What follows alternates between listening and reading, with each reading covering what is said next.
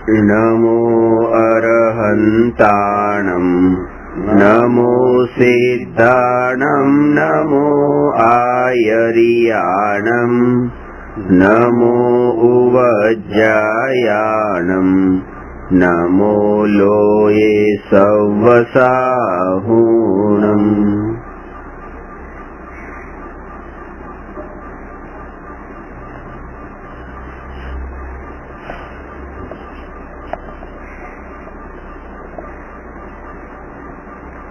પ્રશ્ન નંબર 234. મિથ્યા દ્રષ્ટિ સાત તત્વના સંબંધમાં શું ભૂલ કરે છે, એના પર ચર્ચા ચાલે છે. એમાં ગઈકાલે ચર્ચા કરેલી કે જીવનો શરીર સાથે 4 પ્રકારથી સંબંધ છે. શરીરને હું છું એમ માને છે, શરીર મારું છે એમ માને છે, શરીરનો હું કરતા છું એમ માને છે અને શરીરનો હું ભોગતા છું એમ માને છે. અને અહીંયા શરીર કીધું ત્યાં શરીરના સ્થાને પછી બધા જ પર પદાર્થ લેવા કે પર પદાર્થ હું છું, પર પદાર્થ મારા છે, પર પદાર્થનો હું કરતા છું અને પર પદાર્થનો ભોગતા છું. આ 4 પ્રકારની મિથ્યા બુદ્ધિ, એકત્વ બુદ્ધિ, મમત્વ બુદ્ધિ, કર્તૃત્વ બુદ્ધિ અને ભોક્તૃત્વ બુદ્ધિનું એ પોષણ કરે છે. એ જીવ અને અજીવ તત્વના સંબંધમાં ભૂલ છે. બીજી એ વાત કરેલી કે મિથ્યાત્વ જ્યાં સુધી છે ત્યાં સુધી જીવની પણ સમજ નથી અને અજીવની પણ સમજ નથી. કારણ કે બંને તત્વની શ્રદ્ધા એક સાથે થાય છે, વારાફરતી નથી થતી. એની આગળ હવે બતાવે છે કે શરીર અને જીવ વચ્ચે નિમિત્ત નૈમિતિક સંબંધ છે. અને આ નિમિત્ત નૈમિતિક સંબંધનો અર્થ એ કે આત્મામાં કઈ કાર્ય થાય છે તો એના નિમિત્તે શરીરના અંદર પણ કઈ કાર્ય થાય, અને શરીરમાં કઈ કાર્ય થાય તો એના નિમિત્તે આત્મામાં પણ કાર્ય થાય. તો આવા એકબીજા વચ્ચેનો એવો નિમિત્ત નૈમિતિક સંબંધ, દાખલા તરીકે એ હવે બતાવે છે કે વળી જીવને અને શરીરને નિમિત્ત નૈમિતિક સંબંધ છે. તેથી જે ક્રિયા થાય છે તેને પોતાની માને છે, પોતાનો સ્વભાવ દર્શન જ્ઞાન છે, તેની પ્રવૃત્તિને નિમિત્ત માત્ર શરીરના અંગરૂપ સ્પર્શનાદિ દ્રવ્ય ઇન્દ્રિયો છે. હવે આ જીવ તે સર્વને એકરૂપ માની એમ માને છે કે હાથ વગેરેથી મેં સ્પર્શ્યું, જીભ વડે મેં સ્વાદ લીધો, નાસિકા વડે મેં સૂંઘ્યું, નેત્ર વડે મેં દીઠું, કાન વડે મેં સાંભળ્યું. મનોવર્ગના રૂપ 8 પાંખડી વાળા પ્રફુલ્લિત ખીલેલા કમળના આકારે હૃદય સ્થાનમાં સ્થિત શરીરના અંગરૂપ દ્રવ્ય મન છે, જે દ્રષ્ટિ ગમ્ય નથી. તેનું નિમિત્ત થતા સ્મરણાદિ રૂપ જ્ઞાનની પ્રવૃત્તિ થાય છે. એ દ્રવ્ય મન અને જ્ઞાનને એકરૂપ માની એમ માને છે કે મેં મન વડે જાણ્યું. આ શરીરના અંગભૂત 5 ઇન્દ્રિય અને 6થું મન.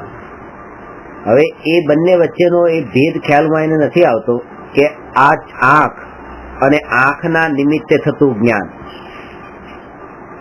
આમાં 2 વાત બતાવી છે. પહેલું વાક્ય જે કહી છે તો આપણને સમજાઈ જાય એવું છે કે આત્મા ઇન્દ્રિયો વડે જણાતો નથી, એ સમજાય છે. અને બીજું છે કે આત્મા ઇન્દ્રિયો વડે જાણતો નથી. એ વાત છે કે ઇન્દ્રિયો વડે જાણતો નથી. તો આ આંખ બંધ કરી દીધી તો પછી સામેનું જણાવવાનું બંધ થઈ જાય છે, તો ઇન્દ્રિયો વડે જ જાણે છે. કાન બંધ કરી દઈએ તો શબ્દો સંભળાતા નથી, તો એ જ્ઞાન થતું નથી શબ્દનું, તો એ તો કાન વડે જ્ઞાન થાય છે. તો પહેલી વાત તો સમજાણી કે આત્મા ઇન્દ્રિયો વડે જણાતો નથી, પણ આત્મા ઇન્દ્રિયો વડે જાણતો નથી. અત્યારે તો ઇન્દ્રિયો વડે જ જાણે છે. અને અહીંયા એ વાત બતાવે છે કે આત્મા ત્રણેય કાળમાં ઇન્દ્રિયો વડે જાણતો નથી. અને અજ્ઞાની એમ માને છે કે ઇન્દ્રિયો વડે જાણે છે, એના જ કારણે એનું સંસાર પરિભ્રમણ વધ્યું છે. એ ભેદ જ્ઞાનનો અભાવ હોવાને લીધે આટલી જાગૃતિ એની સૂક્ષ્મ રૂપે નથી રહેતી. અને એ સૂક્ષ્મ જાગૃતિના બળે કે ઇન્દ્રિયો વડે જાણે છે એ વાત મિથ્યાત્વ કેમ છે? કારણ કે એણે આત્માના જ્ઞાન સ્વભાવની સમીપ જઈને જ્ઞાનની અનુભૂતિ નથી કરી. શાસ્ત્રોમાં કીધું કે આ જાણનાર, તો જાણવાનું જે કાર્ય કરનાર જે છે જાણે છે, તો કોણ પરિણમે છે જાણવા રૂપે? કે આત્માનું જ્ઞાન પરિણમે છે. આત્માનું જ્ઞાન પોતે જાણવાની ક્રિયા રૂપે પરિણમે છે. આંખ કે 5 ઇન્દ્રિયો એ જાણવા રૂપે નથી પરિણમતી, અને જાણવા રૂપે નથી પરિણમતી એટલા માટે ઇન્દ્રિયો વડે જાણે છે એમ નથી. આ એનો અર્થ સીધો એટલો જ છે કે જે વસ્તુનો આપણને અનુભવ થાય છે એ વસ્તુ જે નિમિત્તથી અનુભવ થતો હોય એ નિમિત્તથી જુદી છે, અને એ અનુભૂતિ વખતેની એ જાગૃતિ જોઈએ કે આ જે અનુભૂતિ છે, આ જે અનુભૂતિને આ જે સ્વભાવ છે, એ વસ્તુ જેનો અનુભવ કરું છું એનો જ સ્વભાવ છે, જે નિમિત્ત બનનારું છે એનો એ સ્વભાવ નથી. એટલે હલવો લીધો અને તાળીમાંથી હલવાને ચમચીથી લીધો અને ચમચીથી મોઢા ઉપર મૂક્યો અને ચાખ્યો તો મીઠો લાગ્યો, તો મીઠાશનો અનુભવ જયારે થાય છે ત્યારે એ જ અનુભૂતિ છે કે આ હલવાની મીઠાશ છે, આમાં આ ચમચીની મીઠાશ નથી. એ નિમિત્ત છે. આ હલવાને અહીંયા ચમચી માધ્યમથી જીભ સુધી પહોંચાડવા માટે નિમિત્ત બની છે. આ રસની અનુભૂતિ સુધી એ નિમિત્ત છે, પણ નિમિત્તની આ અનુભૂતિ નથી. અનુભૂતિ તો વસ્તુ પોતાની છે. તો એવી રીતે જયારે પદાર્થનું આપણને જ્ઞાન થાય છે ત્યારે જ્ઞાનના કાળે એ પદાર્થની એટલે કે આત્માના જ્ઞાનની જ અનુભૂતિ આપણે થાય છે. આ ઇન્દ્રિયોની અનુભૂતિ નથી, અને ઇન્દ્રિયોની અનુભૂતિ નથી એટલે ઇન્દ્રિયો જ્ઞાનથી સર્વથા જુદી જ છે. એ ખાલી નિમિત્ત માત્ર છે. એ હલવાની મીઠાશથી એ ચમચી બિલકુલ જુદી જ છે. એને હલવાની મીઠાશ સાથે સંબંધ નથી, અને એ બંને એક સમયમાં એક સાથે એ ચમચી જીભ પર મૂકતા જ તે મીઠાશ લાગે છે. એટલે જેને એવો ભ્રમ થઈ જાય કે આ ચમચી પણ મીઠી છે, બસ એવી રીતે તેને બંને એક સમયમાં હોવાથી ભ્રમ થઈ જાય છે કે આંખ દેખે છે, કાન સાંભળે છે એ રૂપે. પણ એ નિમિત્ત માત્ર હતું. એને ખાલી આટલું જ કાર્ય કર્યું છે કે જ્ઞાન અને વસ્તુના વચ્ચેનું આ ખાલી મીડિયમ હતું, આ 5 ઇન્દ્રિયો, અને એ નિમિત્ત રૂપ હતું. નિમિત્તને એને કરતા માન્યું. નિમિત્ત વગર પણ જ્ઞાન થાય. હા, નિમિત્ત વગર પણ જ્ઞાન થાય. સ્વભાવને પરની અપેક્ષા નથી. આ ઇન્દ્રિયોના નિમિત્તને પરની અપેક્ષા નથી. નિમિત્ત વિના જ્ઞાન થાય છે.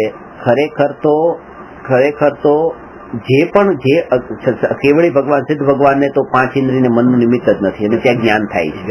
એ તો અસિદ્ધ થઈ ગયું. કારણ કે આપણે અહીંયા આપણી વાત કરે છે કે વર્તમાનમાં 5 ઇન્દ્રિયો આંખ બંધ કરીએ તો નથી જણાતું, તો કે નથી જણાતું ત્યારે પણ તમને જણાઈ તો રહ્યું છે. તમારું જાણવાનું જે કાર્ય છે ને એ નિરંતર ત્યાં ચાલુ છે. એ જાણવાનું કાર્ય એ ઇન્દ્રિયોને આધીન નથી. જો એને આધીન હોત ને, ઇન્દ્રિયોને આધીન, આ વસ્તુ ખાસ સમજવા જેવી છે કે કોને જાણવું, કોને એટલે ટેબલને જાણવું કે ખુરશીને જાણવું, એવો જેને આગ્રહ છે કે હું ટેબલને જાણવા માંગુ છું, હું મારી પત્નીને દેખવા માંગુ છું, હું છોકરાને દેખવા માંગુ છું, એવો જેને આગ્રહ છે એને તો ઇન્દ્રિયોની જરૂર પડવાની છે. પણ જેને આને જાણવું એવો જેને આગ્રહ નથી, અને જાણવું એ જ જેને રુચિ છે, તો એને તો આંખ બંધ થતોય જાણવું ચાલશે. એટલે એને પછી ઇન્દ્રિયોની મહિમા ટળી જાય છે કે ઇન્દ્રિયોથી મને પૂતગલને જાણવું હોય તો ઇન્દ્રિયની જરૂર છે. સ્વને જાણવું હોય તો આંખો બંધ કરીને સ્વને જણાય, આત્મા તો જણાય. જાણવું હોય એને જણાય. બરાબર છે. પૂતગલની રુચિ છે એટલા માટે જ એને ઇન્દ્રિયોથી જ્ઞાન થાય છે એવું લાગે છે. કારણ કે એને આજ સુધી પૂતગલની રુચિના કારણે પૂતગલને જ જાણ્યા છે. જે સમયે આત્માની નિર્વિકલ્પ અનુભૂતિ થાય છે એ સમયે પણ સ્વ સંવેદન પ્રત્યક્ષ નિર્વિકલ્પ અનુભૂતિ, કે જ્યાં સ્વ પોતાનો આત્મા, એમાં એકત્વપૂર્વક જે જ્ઞાનની અનુભૂતિ, કે આ જે જણાઈ રહ્યું છે આ જ્ઞાન, એ જ્ઞાનની જ અનુભૂતિ છે. એટલે અંધારામાં એ અંધારું છે, અને અહીંયા સામે આ ચશ્મા પડ્યા છે, અંધારામાં ચશ્મા પડ્યા છે, દેખાતા નથી, અને જેવો પ્રકાશ થયો ત્યારે ચશ્મા દેખાણા. તો આપણે એમ જોઈએ મને ચશ્મા દેખાણા, ખરેખર ચશ્મા દેખાણા નથી, તમને પ્રકાશ જ દેખાણો છે. પ્રકાશની જ અનુભૂતિ થઈ છે. આ અનુભૂતિ પ્રકાશની છે, કારણ કે ચશ્મા તો પહેલા પણ હતા ને અત્યારે પણ છે. ચશ્મા તો પહેલા પણ હતા ને અત્યારે પણ છે. આમાં જાગૃતિ એ કે આ જે અનુભૂતિ છે આ પ્રકાશની અનુભૂતિ છે. તો જ્યારે પણ કોઈ વસ્તુ, આ તો તમને ચશ્મા એટલે જણાયા છે કારણ કે તમને પ્રકાશમાં રસ નથી ને ચશ્મામાં રસ છે એટલે. બાકી એ સમયે અત્યાર સુધી તમને ન જણાયું ને હવે જણાયું એટલે તમારા અત્યારે જે નવી વસ્તુ જે પ્રગટ થઈ ને પ્રકાશ, એ જ તમને અનુભવમાં આવ્યો, ચશ્મા નહીં. અને રસ ચશ્માનો હતો એટલા માટે આ જે અનુભવમાં આવ્યું એને પણ આપણે ઇગ્નોર કરી દીધું અને ચશ્માને જ જાણ્યા. એવી રીતે જ્ઞેયોની આસક્તિના કારણે જ્ઞાન જ દરેક સમયે અનુભવમાં આવે છે દરેક જીવને.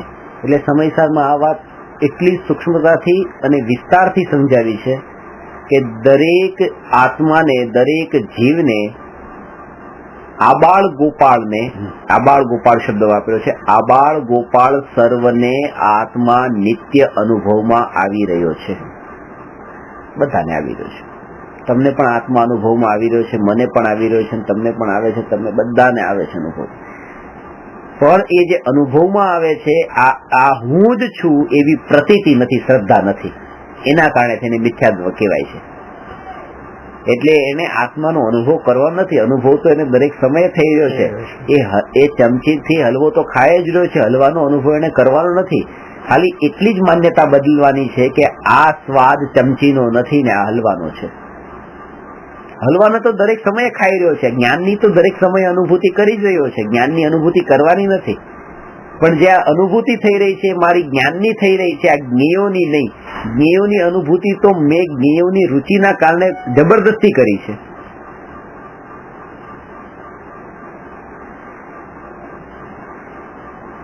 અને એના જ કારણે એ થાય છે કે એ જ્ઞેયો પણ એવા જ છે. એ તો નિરંતર વહેતા વહેતા વહેતા નદી, આપણે ટ્રેનના અંદર બેઠા હોઈએ તો ટ્રેનના અંદર જે આપણે ટ્રેન ચાલતી હોય તો જે દ્રશ્યો જે છે જોતા જોતા બધા બદલાતા દ્રશ્યો જોતા જઈએ છીએ. એ બધા જ્ઞેયો છે, પલટાય છે. પણ એ સમયે આપણને કોઈ દુઃખ નથી થતું કારણ કે એના ઉપર ભલે આપણું ધ્યાન હોવા છતાં પણ દ્રષ્ટિમાં એ છે કે આ જતું રહ્યું પણ હું તો છું જ, હજી આ જતું રહ્યું પણ હું તો છું. એ દ્રશ્ય સામે જે આવે છે જતું રહ્યું છે પણ હું તો અહીંયા બેઠેલો જ છું, બસ હું પોતાના સ્થાને જ છું. એવી અંદર દ્રઢતા હોવાના કારણે એ જ્ઞેયો જતા રહેતા હોવા છતાં પણ પોતાના નાશનો વિકલ્પ પણ નથી ઉઠતો. તો એવી રીતે અત્યારે જે જ્ઞેયો આ જ્ઞાનમાં જણાતા હોય એમાં જ્ઞાન ઉપર જેની દ્રષ્ટિ છે એને જ્ઞેયો પલટાતા હોવા છતાં પણ એવું વિચાર નથી આવતો કે મારું અસ્તિત્વ હવે નહીં રહે તો આ જ્ઞેય જતું રહેશે, તો આ જ્ઞેય નહીં હોય તો એમ. એને એક જ છે કે બસ મારી દ્રષ્ટિ ક્યાં છે. આ તો જેને પર ઉપરની દ્રષ્ટિ છે, જે પર ઉપરની દ્રષ્ટિ છે કે મારે આને જ જાણવા છે પણ એ નહીં હોય તો શું થશે, એ નહીં હોય તો શું થશે, એ કઈ નહીં. હવે આને જ જાણવા છે એવો જેને રસ હશે એને પછી એના દૂર થવા માટેના પણ પછી વિકલ્પો આવશે ને એ દૂર થશે ત્યારે પછી રાગ દ્વેષ ને કશાય ને બધા ભાવો પણ થશે. પણ જ્ઞેયોનો જેને રસ નથી, જ્ઞેયો જાણવામાં આવે તો જાણવા ને જાણવામાં ન આવે તો ઠીક છે. કારણ કે જાણવામાં ન આવે આવી વાત તમે લાવ્યા ક્યાંથી? જાણવાનો તો સ્વભાવ છે, જાણવામાં તો આવશે છે. સબ્જેક્ટ બદલાશે, જાણવામાં તો આવશે જ તે. ટેબલ ખુરશી તો બીજું છે, ઝાડ હશે, ઘર હશે, બીજું કઈ તો હશે. આ જે સૂક્ષ્મતા જે છે આ જ્ઞાનની સૂક્ષ્મતાને આ જ્ઞાનથી ન્યાયક સુધી પહોંચવાની વિધિ એ અહીંયા જ મળશે. આ કાળમાં આ વાત દુર્લભ છે અને આના વગર નિર્વિકલ્પ અનુભૂતિ થતી નથી, કર્મની નિજરાય થતી નથી. જે વાત આપણે કરતા હોઈએ કે પાણી ગાળીને પીવું જોઈએ, પાણી ઉકાળીને પીવું જોઈએ, પાણી આવી રીતે કરવું જોઈએ, ખાવાનું આવું ખાવું જોઈએ, થાળી ધોઈને પીવી જોઈએ, આ બધું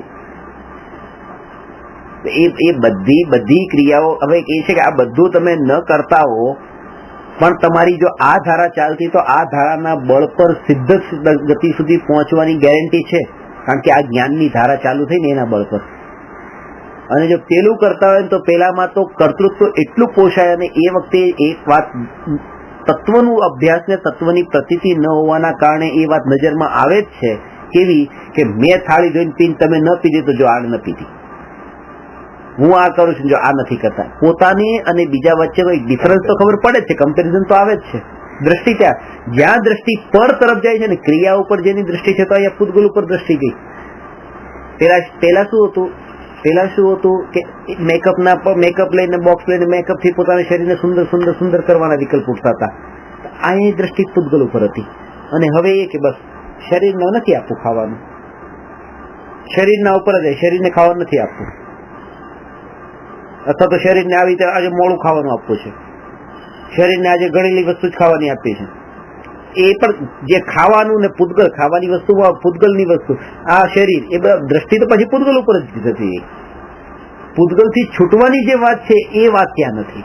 અને એ વાત અહીંયા બતાવું છું. પૂતગલ થી છૂટવાનો મતલબ એ કે પર તરફની દ્રષ્ટિ એ જ વિકલ્પનું કારણ બને છે. વિકલ્પનું કારણ બને છે. શાસ્ત્રમાં તો અહીંયા સુધી કીધું છે કે નિર્વિકલ્પ દશાની પ્રાપ્તિનો વિકલ્પ પણ ધર્મ નથી. નિર્વિકલ્પ આત્માનુભૂતિની પ્રાપ્તિ મને થાય એ વિકલ્પ પણ ધર્મ નથી, કારણ કે શુભ ભાવ છે, શુદ્ધ ભાવ નથી. કારણ કે ત્યાં તો એ નિર્વિકલ્પ આત્માની અનુભૂતિ થાય, એ અનુભૂતિ એ તો પર્યાય થઈને પર્યાય ઉપર દ્રષ્ટિ ગઈ, ત્યાં જ વિકલ્પ થયો, ને ત્યાં વિકલ્પ થયો ત્યાં જ તે બંધન શરૂ થઈ ગયું. ડગલે ને પગલે ચુકાય, ડગલે ને પગલે ચુકાઈ જવાય. પર્યાય પર તો દ્રષ્ટિ કરવાની જ નથી ને. દ્રષ્ટિ પહેલા જ પર્યાય પર જાય છે, અને પર્યાય સિવાય દ્રષ્ટિ આજ સુધી પર્યાય થી હટી નથી ને. છેલ્લે પણ પર્યાય જ આપણે કામમાં આવશે. છેલ્લે પર્યાય કામમાં આવશે. દ્રવ્ય સ્વભાવનો આશ્રય જે છે ને એ પર્યાયમાં જ થશે, પર્યાયમાં જ થશે, પર્યાયમાં જ થશે. પણ એટલું છે કે એ પર્યાય જે છે ને એ પર્યાયની મહિમા વધી જશે એ વખતે. ક્યારે? કારણ કે જયારે દ્રષ્ટિના અંદર ન્યાયક આવ્યા પછી એ પર્યાયની મહિમા વધે છે.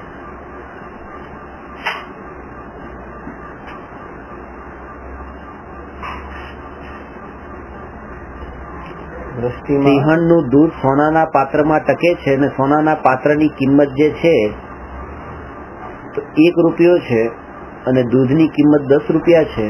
તો જયારે એ દૂધ સોનાના પાત્રમાં હોય ત્યારે કોઈ પૂછે કે આ પાત્રની કિંમત કેટલી, તો 11 રૂપિયા કિંમત છે.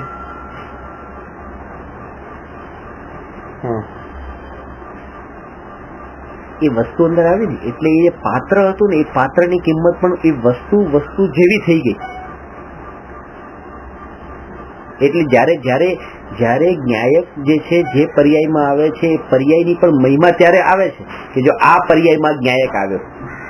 એકલી કોરી પર્યાય હતી એમાં નથી થતું. દ્રવ્ય જોડે હોય તો પર્યાયની મહિમા છે. જે પર્યાય દ્રવ્યનો આશ્રય લઈને દ્રવ્યમાં સ્થિર થાય છે એ પર્યાય. અને આ વાત તો અત્યારે આપણે બોલીએ છીએ કે એ પર્યાય ને એ દ્રવ્ય, ત્યાં તો આવો બે ભેદ વાળો વિકલ્પ જ નથી. એ પર્યાય અને દ્રવ્ય લાગવું જોઈએ, અભેદ. બરોબર ને? હું ધ્યાન કરનારો ને આ જેનું ધ્યાન કરનાર છું તે વસ્તુ, એવો બે ભેદ એ ત્યાં નથી. એ તો અત્યારની ભૂમિકામાં સમજવા માટે આવા વિકલ્પ થકી સમજાય છે. અનુભૂતિમાં એ ના હોય. આ 5 ઇન્દ્રિયના માધ્યમથી, 5 ઇન્દ્રિયના માધ્યમથી આ જૈન દર્શનની સૂક્ષ્મતા, 5 ઇન્દ્રિયથી 2 કામ થાય. આંખથી પિક્ચરને ભોગવવાનું પણ કામ થાય, ને આંખથી પિક્ચરને, આંખના નિમિત્ત થયા, પિક્ચરને ભોગવવાનું કામ છે ને એના નિમિત્તથી જાણવાનું કામ છે. નિમિત્ત કાનના નિમિત્તથી ગીતોને સાંભળવાનું કામ પણ થયું, એટલે જાણવાનું કામ પણ થયું, ને ભોગવવાનું કામ પણ થયું. 5 ઇન્દ્રિયો 2 કામમાં આવે છે. ભોગના માટે નિમિત્ત બને છે અને જ્ઞાનમાં પણ નિમિત્ત બને છે. 5 ઇન્દ્રિયો ને મન. આ 5 ઇન્દ્રિયને મન ભોગવા માટે પણ નિમિત્ત છે અને જ્ઞાનમાં પણ નિમિત્ત છે. હવે આ બીજી વાત કે 5 ઇન્દ્રિયના માધ્યમથી પદાર્થને ભોગવવો એનું નામ પાપ છે, એ અધર્મ છે, એ ધર્મ નથી. 5 ઇન્દ્રિયના માધ્યમથી પદાર્થને ભોગવવો એ ધર્મ નથી, અધર્મ છે. આટલું જાણીને આ એક વાત. અને બીજી વાત, જે ક્રિયાકાંડમાં અટકી ગયા છે એ આટલે સુધી તો સમજી ગયા કે 5 ઇન્દ્રિયના માધ્યમથી પૂતગલને ભોગવવું, પરને ભોગવવું, બસ આ ધર્મ નથી, એટલે અમારે ભોગવવું નથી. પણ બીજી ડેફિનેશન એ બતાવી કે 5 ઇન્દ્રિયના નિમિત્તથી પરને જાણવું એ પણ ધર્મ નથી. આ સૂક્ષ્મતા જૈન દર્શન સિવાય બીજે ક્યાંય નથી. બાકી ધર્મમાં એટલું કે છે કે બસ તમે ભોગવો નહીં, ખાઓ પીવો નહીં, આમ નહીં કરો, વિષયના ભોગોથી છૂટો. ભોગવવાની વાત પણ જે જાણવામાં આવે છે કે એ જાણવું પણ અધર્મ છે. કારણ કે દ્રષ્ટિ સ્વથી હટીને પર તરફ ગઈ, પર તરફ દ્રષ્ટિ ગઈ, એ અધર્મ થઈ ગયો. ઉપયોગ સ્વભાવમાં સ્થિર ન રહ્યો, એ અધર્મ છે.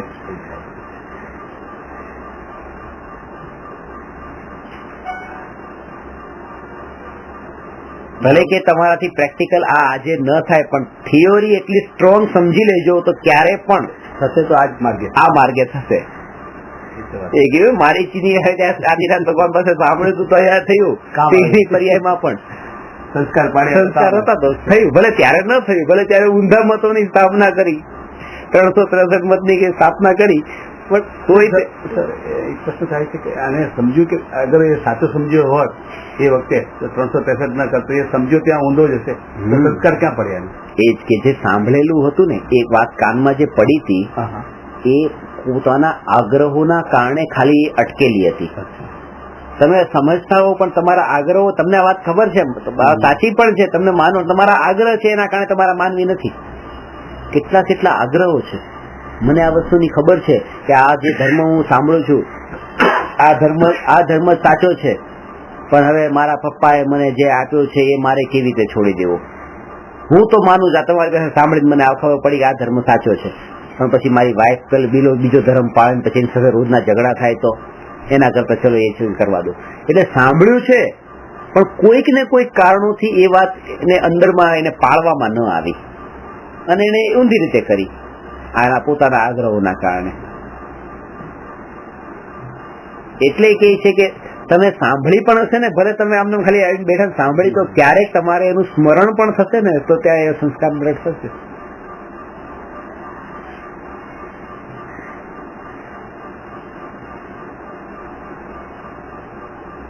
એક આપણે જે વિકલ્પ આવે એટલે એમાં જાગૃત રહેવાના જે વિકલ્પ આવે, આ કાળે હું આ નથી, તો આ પણ ઉદય અનુસાર આવે કે આપણી બુદ્ધિપૂર્વક આવે? ઉદય અનુસાર આવે. આ વખતે કોઈ સંજોગ થયો એનો હું જાણનાર, કોઈક વખત આવી જાય, કોઈક વખત નથી આવતો. બરાબર. જે સમયે જેટલા અંશે કશાયો છે એ જાણવાની સાથે એ તો ઉદય અનુસાર છે, જેટલું જાણપણું છે એ સ્વભાવથી છે.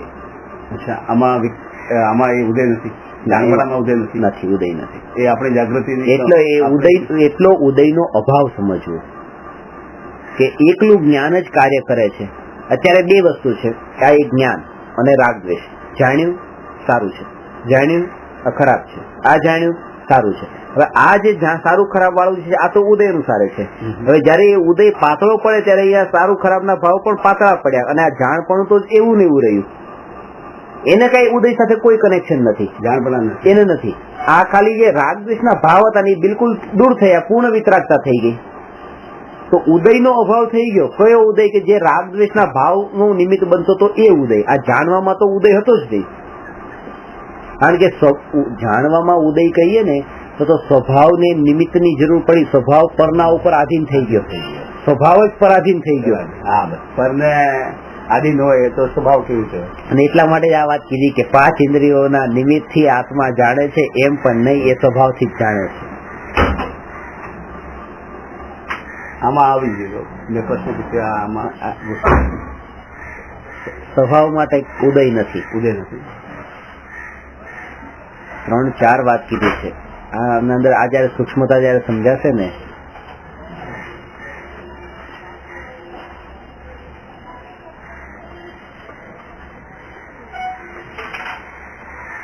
સામે આ ચશ્મા છે, પ્રકાશ છે, આંખ ખુલી છે, અને જ્ઞાનાવરણી કર્મનો ક્ષયોક્ષમ પણ છે, અને મને આ ચશ્માનું જ્ઞાન થયું. તો પહેલા તો એ બતાવે છે કે આ ચશ્મા છે એટલા માટે મને જ્ઞાન થયું છે, આ વાત ખોટી છે. એ છે એ ન હોત તો જ્ઞાન ન થાત એમ નથી. કારણ કે જ્ઞાન એવી વસ્તુ છે કે જેની સત્તા હોય ને એને તો જાણે છે, જેની સત્તા ન હોય એને પણ જાણી લે છે.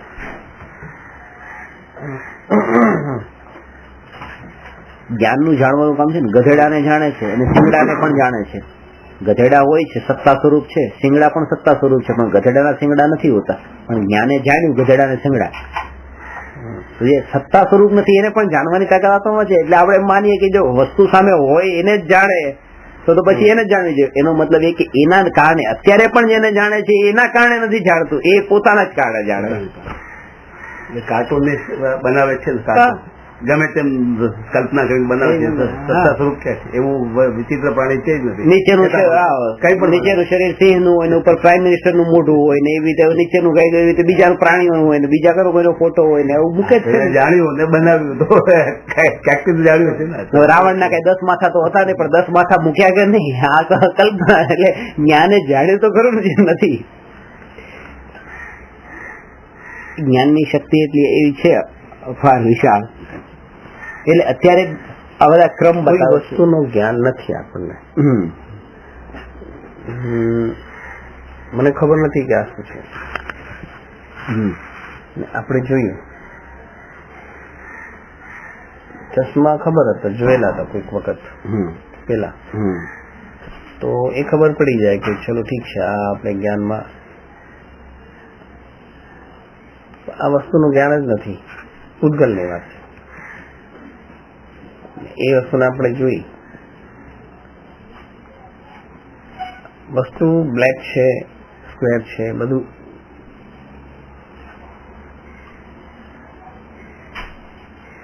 આ વસ્તુનું જ્ઞાન પછી આપણે અધૂરું કહેવાય. એ તો જે વસ્તુને આપણે અત્યારે જાણીએ છીએ ને, જેમ કે ચશ્માને જાણ્યા, એને ખબર છે ચશ્મા છે, પણ આને નથી ખબર. તો કે ચશ્માનું જ્ઞાન પણ અધૂરું જ જ્ઞાન છે આમ જોશો તો. કારણ કે તમે એની પૂરી ડિટેલ નથી જાણતા ને. આની ભૂતકાળની અનંત પર્યાય જાણો છો, ભવિષ્યની અનંત પર્યાય જાણો છો.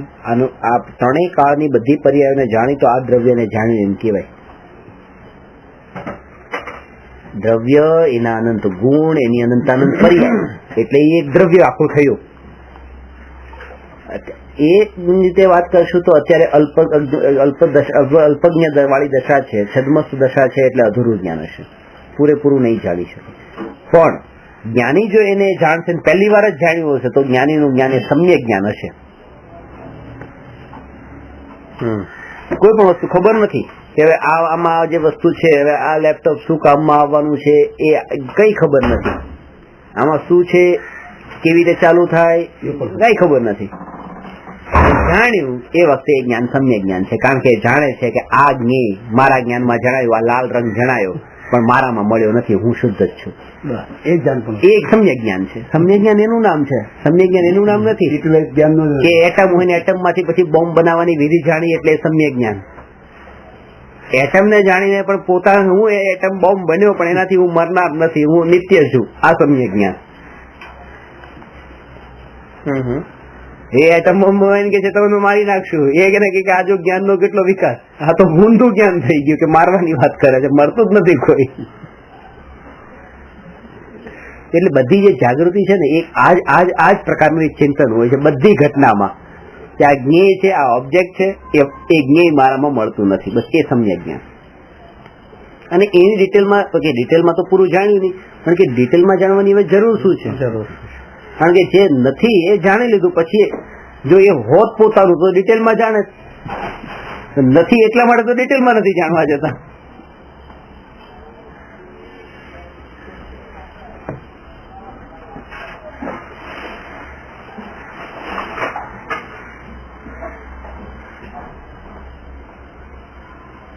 એટલે છદ્મસ્તમાં દશામાં ક્યારેક એવું પણ બને કે સમ્યક દ્રષ્ટિ જીવ મિથ્યા દ્રષ્ટિના ઉપદેશને સાંભળે, અજ્ઞાનીના ઉપદેશને સાંભળીને ઊંધું ભણી લે અને એવી શ્રદ્ધા પણ કરી દે, જેવું સાંભળ્યું ઊંધું એવી શ્રદ્ધા પણ કરી દે, તો પણ સમ્યક દ્રષ્ટિનું સમ્યક્ત્વ વિચલિત ન થાય, વમે નહીં, છૂટે નહીં.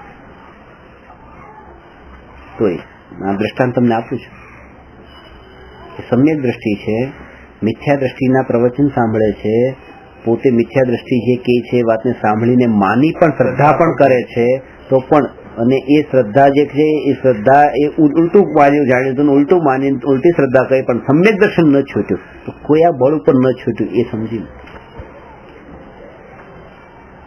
કાનજી સ્વામી જે સોનગઢમાં હતા ત્યારે હુકમચંદજી ભારેલના ક્લાસ ચાલતા હતા સોનગઢમાં, તો એના ક્લાસમાં કાનજી સ્વામી પણ બેસતા હતા.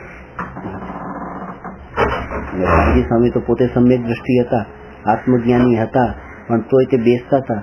અને એ તો અજ્ઞાની હતા ભારેલજી, તો પોતે કહેતા, અને તેમ છતાંય સાંભળવા માટે બેસતા હતું. પણ ક્યારેક કોઈ વસ્તુ મિથ્યા દ્રષ્ટિ હોય તો પોતાના તર્ક યુક્તિ કંઈક ને કંઈક રીતે આગ્રહ અંદર આવી જાય, ને કોઈ વાત માનો એવી બતાવી પણ દીધી જે અસત્ય છે, બતાવી દે, એવું કઈ જરૂરી નથી કે ન જ નીકળે એના મોઢામાંથી વાત એવી, અને એને માની પણ લીધી.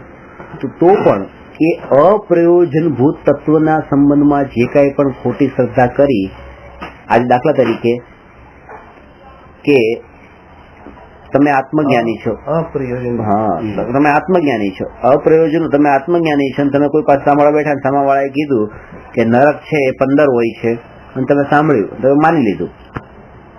કર્મની 125 પ્રકૃતિ હોય છે, 148 નહીં, એવું તમને કોઈ કીધું, તમે માની લીધું. આ જે માન્યું ને, આના કારણે તમારું સમ્યક દર્શન ન છૂટ્યું, કારણ કે તમારી અંદરની જે પ્રતીતિ, હું આત્મા શરીરથી જુદો છું, બસ એ ભેદ જ્ઞાન વાળી એ પ્રતીતિના બળ પર આ વસ્તુ તો 115 હોય ને 125 હોય એના અંદર એટલું બધું નથી, પણ આના અંદર જ તે જે જીવ પડી જાય એમાં જ અટકી જાય છે, એ આ પ્રયોજનભૂત સુધી નથી પહોંચી શકતો. અને આ જ કામ થાય છે કે મોટા ભાગે સ્વર્ગ તમે કહો છો કે 16 હોય છે, ને અમારામાં તો 12 સ્વર્ગ કીધા છે, અટકી ગયા. પછી 12 ને 16 ના ભેદ શોધવામાં છે, 12 ને 16 શોધવામાં શાસ્ત્રો વાંચે, પણ એને ઇતર નોલેજ ઓછો હોય તો ચાલે. ઇતર નોલેજ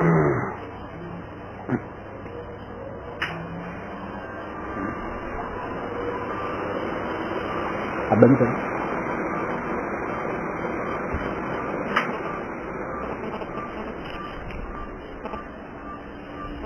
એ કે આ જે પ્રયોજનભૂત કે 12 સ્વર્ગ છે, 16 સ્વર્ગ છે, સાધુ કપડા પહેરે કે ન પહેરે, પછી આ ભગવાન કેવા હોય, ભગવાન આવા હોય કે આવા હોય, ભગવાનની મૂર્તિ આવી હોય કે આવી હોય.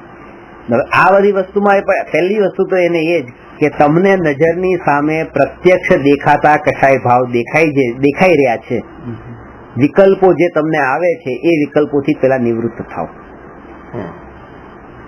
આગળનો રસ્તો તમને બધો ચોખ્ખો દેખાઈ જશે. અત્યારે તમને દેખાય છે એટલું તો તમને દેખાણું કે ભાઈ જો આ મને તમારા ઉપર આગલી વાત પર ગુસ્સો આવી ગયો, તો આ ક્રોધનો ભાવ જે છે, બસ આ આકુરતાનું કારણ છે. આ તો પકડમાં આવે છે, જેટલું પકડમાં આવે એટલું તો હું માનું અને એનાથી નિવૃત્ત થાવ. હવે આટલા ભાવથી જો હું નિવૃત્ત થાવ તો પછી એટલી નિર્મળતા મારામાં પ્રગટ થઈ, એના બળ ઉપર જ મને આગળનો રસ્તો દેખાવાનો છે. પહેલું કાર્ય નિર્મળતાનું છે, બસ. અને આ તો કોઈને પણ સમજમાં આવી જાય, જેને સમજમાં આવે છે એક જ ઓલામાં સમજાઈ જાય છે, ખરેખર આ આત્મા છે, આ જાણનાર છે, એનો સ્વભાવ જ જાણનાર છે, ક્રોધારી નથી આવતું. એને વર્ષો સુધી સાંભળે તો આ વાત સમજે કે કેમ એનો કરતા નથી. ક્રોધ તો હું જ કરું છું ને, મારામાં ક્રોધ થાય છે, તમે કહો છો ક્રોધ તો હું કરતો નથી, એમ કહીને પોતાનો બચાવ કરો છો, નિશ્ચયાભાસની વાતો કરો છો. કારણ કે પોતાનાથી ન થતું હોય ને પોતાનામાં એ શક્તિ પણ ન હોય કે સામેવાળાને સમજી શકે, એટલે નિશ્ચયાભાસ લાગતો હોય. ખરી વખત આવવું હોય, કારણ કે આપણે જે બીજાને જોતા હોય ને પોતાની દ્રષ્ટિએ જ બીજાને જોતા હોય, પોતાની દ્રષ્ટિ બધી જગ્યાએ આપણું પોતાની દ્રષ્ટિ વાપરીએ છીએ દરેક જગ્યાએ. કુંકુંદાચાર્ય મહાન હતા, સુધર્મ સ્વામી મહાન હતા, ગૌતમ સ્વામી નહીં, સુધર્મ સ્વામી વધારે મહાન હતા, ગૌતમ સ્વામી વધારે મહાન હતા. આ હતા પોતાની વસ્તુ શું થઈ ગઈ, આ વસ્તુ પરનું જ્ઞાન છે, આ સાંભળેલી જ વસ્તુ છે. કોઈને ઘરેડો મોટો લાગે, કોઈને ઘોડો મોટો લાગે, જેવું પોતાનું પોતાનું છે બંને મિથ્યા જ્ઞાન. કારણ કે અપ્રયોજનભૂત છે. અને એમાં એટલો સમય પાછો કાઢ્યો છે કે આટલો સમય કેમ તમે અને ડિસ્કશન આખું લાઈફ વહી જાય એમાં. કોઈ સિદ્ધિ મેળવવા માટે તમે મારે તમને એક વસ્તુ પ્રૂવ કરીને બતાવવી છે કે આ વિતરાગી ભગવાન એ જ સાચા ભગવાન છે, વિતરાગી ગુરુ એ જ સાચા ગુરુ છે. એક આ તમને પ્રૂવ કરીને બતાવીશ. હવે કે આ પ્રૂવ કરીને બીજાને બતાવ્યા પેલા તમે તો પેલા બિલીવ કરી લો કે આ સાચું છે. પોતાને હજી એકદમ 100% વસ્તુ છે. પોતાને તો હજી પૂરી દ્રઢતા હજી નથી આવી, ત્યાં હજી પોતાનો વિકલ્પો એટલે ઓલ ટુગેધર આનો ફરીથી એનું ઇન્ટેન્શન પરમાં જ છે. તમને પ્રૂવ કરીને બતાવો એટલે પહેલા તમને પરમાં બસ દ્રષ્ટિ પરમાં જ છે, દ્રષ્ટિ પરની જ છે. એટલે શાસ્ત્રમાં કીધું કે આ વાત જે છે ને આ કોઈ સામેથી કહેવાની આ વાત નથી. એવી વિધિ બતાવી છે કે કોઈ શિષ્ય અત્યંત વિનય ભાવથી તમારી પાસે આવે ને કે મને આ વાતનું જ્ઞાન આપો, અને તમારી પાસે હોય પાછું એમ નહીં કે વિનયથી કીધું તમે ગમે ચાલો,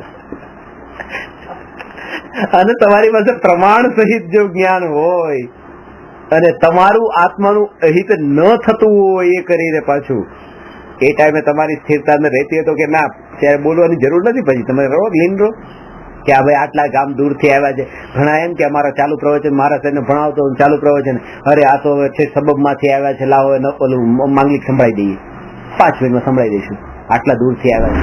હવે આવી તો ભીડ ચાલુ હોય, પછી 5 મિનિટ ઉભા થઈને પછી બહાર જાય, પાછા માંગલિક સંભળાય, પાછા તો કે આ પોતાનું અહિત કરીને હવે બીજાનું હિત કરવા ન જાય.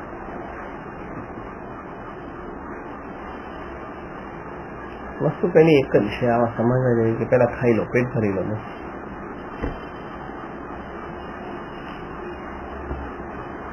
પછી બીજાને જમાડવા જવાય. ખુદ તો ભૂખા રહી એટલે પછી બીજાને ક્યાંથી જવાય? ખુદ તો જ્ઞાન લીધું. નિશ્ચયમાં તો આજ કરવું પડશે, પોતે ખાઈને ખવડાવવાની વાત છે, વ્યવહારમાં ખવડાવીને ખાવાનું છે અને નિશ્ચયમાં ખાઈને ખવડાવવાનું. સ્વાથી બધું પડશે, નિશ્ચયમાં તો સ્વાથી બધું જ પડશે. અને એ ત્યારે જ થઈ શકે છે જયારે એમ કે હું છું, મારે ચલો હું આ માર્ગને અપનાવવા માટે તૈયાર છું, આ જ માર્ગ સાચો છે, આ માર્ગ માનો, પણ છોકરા નહીં માને તો, પપ્પા નહીં માને તો, પત્ની નહીં માને તો આ જે બીજા જે વચ્ચે આવ્યા ને કે આ તમે પોતાનું કરી લો ને, એમને જે ઇગ્નોર કરી દો ને,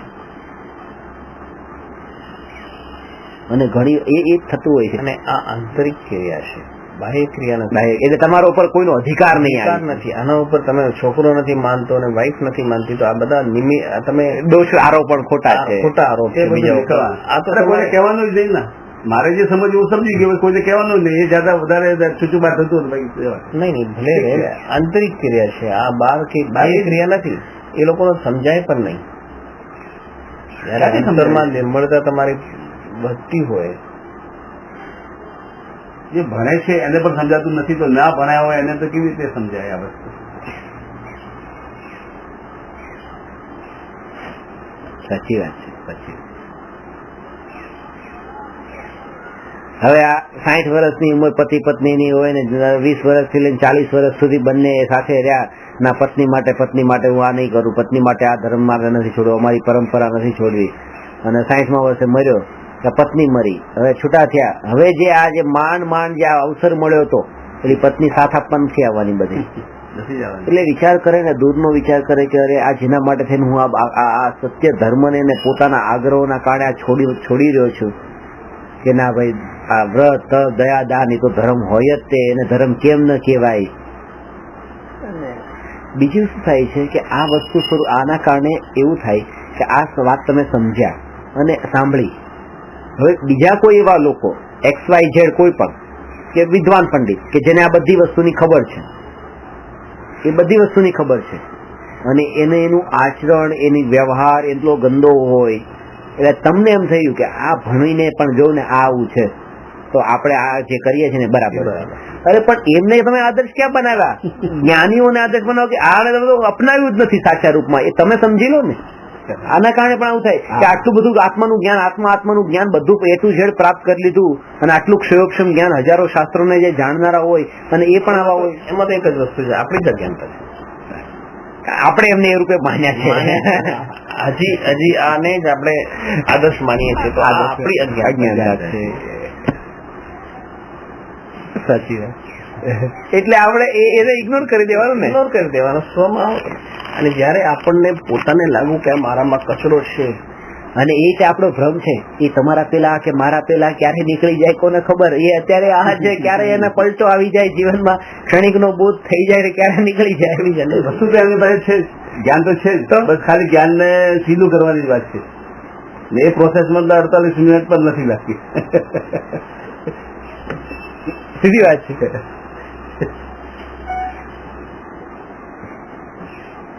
ભગવાનને 12.5 વર્ષ તપસ્યા કરી તો ખાલી પ્રોસેસમાં તો 48 મિનિટ જ લાગી ને.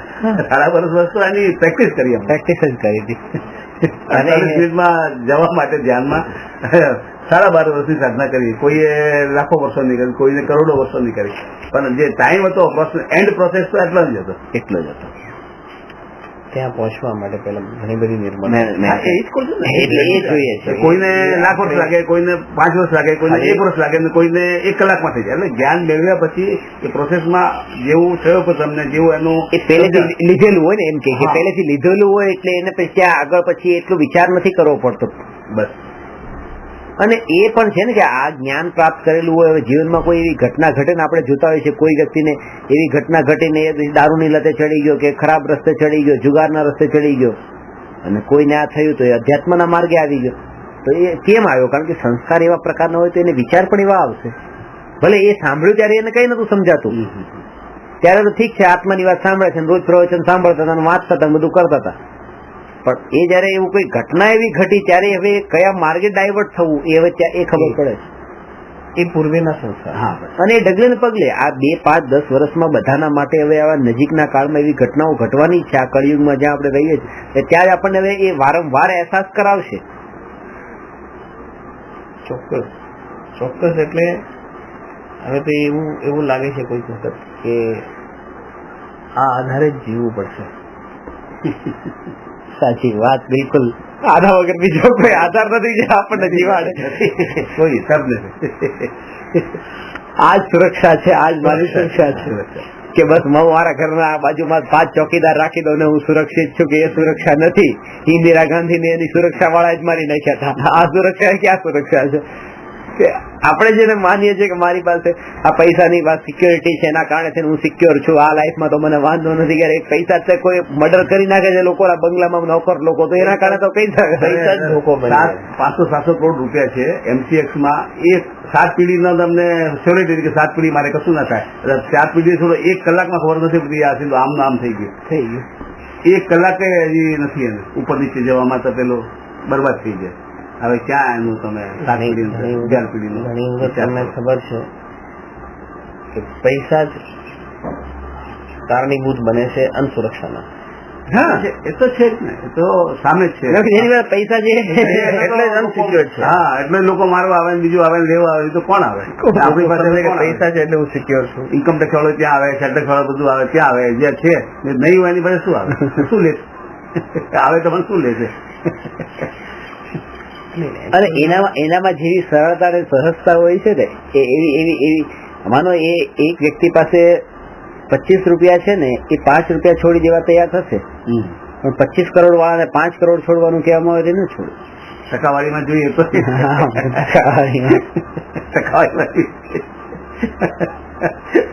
દેખાય કેટલા આવે છે 5 કરોડ. અમારા તે ગામમાં છે ને એ એક બાય કાસ્ટ એક ભાઈ છે, પ્રવચન સાંભળવા માટે રેગ્યુલર આવે, વાઘરી છે.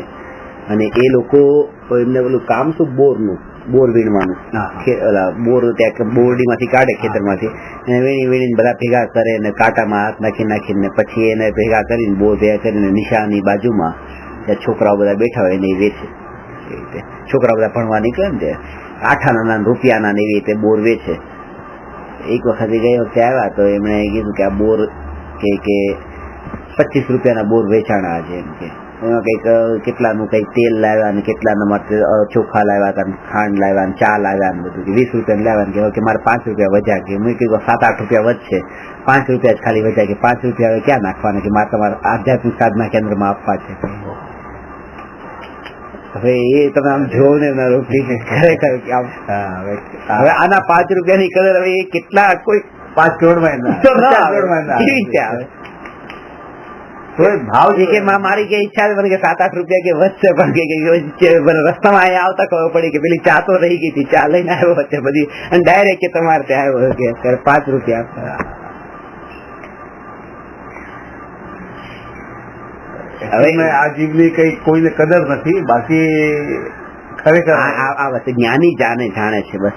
હવે અજ્ઞાની તો એમ જ જાણે કે શું હવે આ 5-5 રૂપિયા લઈને આવી જતા હશે, આના કરતા તો ઘરે બેઠા રહેતા. પણ એ તો જેની દ્રષ્ટિ કે તમે આ બાજુ, હવે તમે વિચાર કરો ને કે નોર્થ બાજુ મોઢું રાખીએ તો પૈસો ચિકાર આવે. હવે ચિકાર નહીં, મારા માટે તો ગમે એ બાજુ રાખવું, પણ આ જો આવા માણસો આવે તો આ સાર્થક છે, સફળ છે.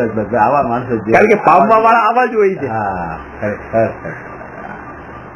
મને આ એક્ઝામ્પલ એટલું એમ કે મારે દાખલા કે 25 માંથી 5 છોડે તો 25 કરોડ માંથી 5 કરોડ છો, 25 લાખ માંથી 5 લાખ, 25 કરોડ માંથી 5 લાખ છોડવા વાળા બહુ ઓછા છે. કે 25 કરોડ છે પણ 5 લાખ છોડવા કેમ? અને કાલની ખબર નથી હજી, કાલે બોર વીણશે શું થશે, કાલે એમ કે આજનું તો આ લઈ આવ્યો છું બધું ખાવા પીવાનું છે, સિક્યોર છે કે કાલનું 7 પેઢી નહીં ખૂટે, સિક્યોર છે. અહીંયા તો કાલનો ખબર નથી કાલે ખાવાનું છોકરાને મળશે કે નહીં. એ જીવની આવી જો મનોબળ હોય તો કેટલું ખરેખર. અને આ જ પાત્રતા, આપણે જે કીધું ને એ જીવમાં પાત્રતા પહેલેથી હોય ને તો તત્વ સમજાય. બસ આ જ એની પાત્રતા. પુણ્ય શ્રાવક નું એ જતું ને એને બધું છોડી દે, એ જ કામ કર્યું ને એને એ જ તો કર્યું બસ કે મારે આજ ખાવું ને જેટલો કમાવો એટલો ખાવો, અને બધા કાલના પૈસા પણ નથી જોતા મારે. બસ આવા જીવ હોય, બધા આ બધા જીવ આ કેટેગરીમાં જ આવે.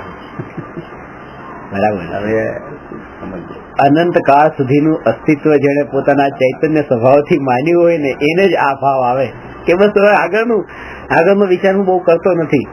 કારણ કે અનંત કાળ સુધી મારા જ્ઞાન સ્વભાવથી જીવવા વાળો છું હું. અને ખાસ આ તો પૈસાનો મામલો એવો છે ને કે ભલભલાના સંબંધ ખરાબ થઈ જાય. એટલે કેટલા વર્ષોથી આપણે વાત થઈ છે ને કઈ વખતે કે વર્ષોથી સંબંધ હોય પણ અમારો ભાઈ ભાઈરાને એવી રીતે ખૂન કરી નાખેલા બધું થાય જ છે ને, બધું પૈસાના કારણે. લોકો 5 રૂપિયા ને 21 રૂપિયા 29 રૂપિયા શૂટ આઉટ કરી દે છે ગોળી મારી બાકી. હમણાં 2 દિવસ પહેલા ટીવી પર તો વિચાર કરો આટલામાં એ રીણાનું પણ હશે, ફૂલ ભાવનો પોઈન્ટ ખેર હશે. બાકી આટલી નાની 2 રૂપિયાના ઝઘડામાં લોકો આમ ફોન કરી દેતા હોય.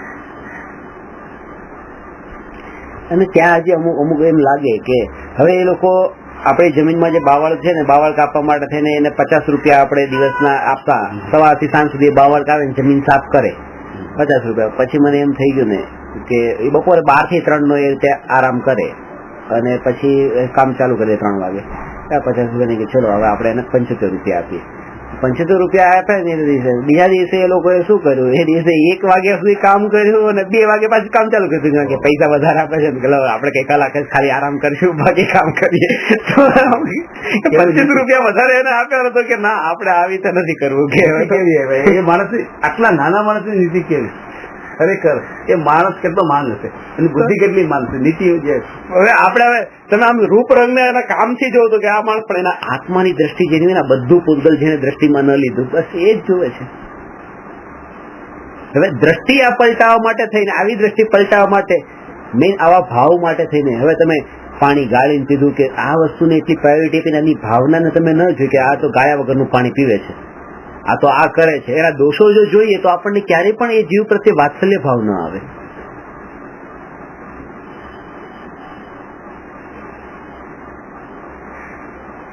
ડગલે પગલે ખરેખર એટલું શીખવા મળે છે ને આ બધું તો જોતા નજરની સામે એમ જોયું. પેલા તો પરિણતિ શુદ્ધ જોઈએ, આ સાંભળતા થાય. આ તો કેવા માણસો થાય, કેવો એમનો સ્વભાવ હશે. આ ક્યાં લઈને આવે છે, એ ક્યાં શીખ્યા છે, ક્યાં શીખ્યા છે નહીં ક્યાં શીખ્યા? આ ભાવમાં નહીં પણ આ ભાવમાં એ સંસ્કાર છે. એ તો હું છું કે સંસ્કાર પાડેલા છે એ જ કામ આવશે. નીતિ અનીતિના જે આપણે કહીએ છીએ ને એ સંસ્કાર જ હોય છે ને. સંસ્કાર તમે ફુગ્ગા વાળાને કીધું હતું, બેબીને આપી દીધું, ભાઈ તો ના પાડે ને ભલે 500 નોટ 500 બરાબર નતા. પેલે ફુગ્ગાનું કેવું આવા લોકોને અરે આમ નાના છોકરા લઈ જતો ગલ્લા વાળા ફુગ્ગા વેચવા વાળી એક છોકરીએ ફુગ્ગો આપી દીધો એમ એક ત્યાં સિગ્નલ બસ. કોઈ મને મર્સિડીઝમાં મૂકવા માટે આવતું હતું અને એની છોકરી નાની હતી, કઈક 4-5 વર્ષની હશે. એને કીધું પપ્પા કે ફુગ્ગો લેવો હશે તો પેલાને બોલાવ્યો તો 5 ફુગ્ગા એની પાસે હતા એમ. એમાંથી પછી પેલા એક ફુગ્ગો આપ્યો, પપ્પાએ ખિસ્સામાં હાથ નાખ્યો તો કે કેટલાનું કે 2 રૂપિયા. 2 રૂપિયા છૂટા હતા નહીં. કે બેટા કે પૈસા નથી કે જવા દે આપી દે પાછો. પપ્પા તમે ક્યાં આપણે બહુ પૈસા વાળા છે, તમારી પાસે 2 રૂપિયા નથી કે બેટા બરાબર બધું છે, મર્સિડીઝમાં બેઠા છીએ, 2 રૂપિયા નથી અત્યારે. એટલે ના ચાલો તો સિગ્નલ ચાલુ થવાની તૈયારીમાં હતું. બેટા કે અત્યારે પછી લેશે, રડવા માંડી છોકરી. તો પેલા છોકરાને એમ થયું કે શેઠ કે આપણે ફુગા લઈ લો, પૈસા મત ચલે ગયા એમ કે. હવે એની પાસે 5 ફુગા વેચવા નીકળેલો, 10 રૂપિયાની મૂડી, 10 રૂપિયા, એમાં 2 રૂપિયા છોડવાની એની તૈયારી. અને આ છોકરી કોઈ ઓળખાણ નહીં, કાંઈ નહીં, 2 મિનિટ પછી તો નીકળી જવાના છે, પણ કે આપકી બેટી વચ્ચે રો રહી, આપ લે લો કે મત દો પૈસા. પછી આ લીધો પછી તો 500 નોટ હતી, 500 નોટ આપી હતી. 500 રૂપિયાની પણ કિંમત જ ના કાંઈ, ધેર ઇઝ નો વેલ્યુ કે એના જે ભાવ છે હતા ને એના કારણે. એ તો 5 રૂપિયા એ બધું જે છે ને એવું ભેટ કરે છે, જેને કરે છે એને કરે છે, દરેકને નથી કરતો, દરેકને નથી કરતો, પણ જેને સમજણમાં આવે છે આ વસ્તુ લાગે ખરેખર નીતિ કોને કહેવાય, આ નીતિ છે. દયા કોને કહેવાય, આ દયા છે. આપણે કરોડો રૂપિયા બોલી જઈએ ને ત્યાં રાગ્યો કેટલો નામ આવ્યું કે નહીં, રાગ્યો કેટલો આપણું નામ લખ્યું છે કે પાટેલ ક્યારે બોલે છે, પહેલું નામ છે કે બીજું નામ છે, સદગત હોય પણ સદગત એ વિચારે કે સદગત બોલે છે કે નહીં મારા પાસે. મનમાં તો આપી દીધા છે, છતાં સદગત નું નામ બોલ્યું કે નહીં ગમે તેમ ખોડે કાશે કરીને માન કશે ક્યાં ક્યાં પહોંચવું છે. એક ભાઈ મને સ્વીકાર કર્યો કે પેલા હું પૈસા આપતો 100 રૂપિયા 200 રૂપિયા કે આપું તો એમાં લખાવતો, પણ હવે ભાવ તો તમે કીધું તો રહી જતો હતો. એટલે પછી મેં નક્કી કર્યું કે હવે એ કે સદગ્રહ લખાવો નહીં, પેટીમાં મંદિરની પેટી હોય દેરાસરની પેટીમાં કે ના રાખી દેવા. પણ કે હવે કઈ નવો ભાવ ચાલુ છે. મેં કેવો તો એ ખિસ્સામાં મારે કેવું છે ને 100 રૂપિયા નાખવા હોય ને 10 રૂપિયા નાખવા હોય ને 100 રૂપિયા ખિસ્સામાં પડ્યા હોય, 10 ની 10 નોટ, તો એ વિચાર આવે કે કઈ જૂની છે એ નાખું. હવે એમ ખરેખર કે આવો ભાવ કેમ આવી જાય કે એટલે જૂની હોય નાખી દો એમ નથી કે ચલો જે હોય એ નાખવું, પણ કે જૂની નાખવાનો ભાવ આવે છે. નામનો ભાવ ન રહ્યો સદગ્રહ, પણ નવો ભાવ ચાલુ થયો.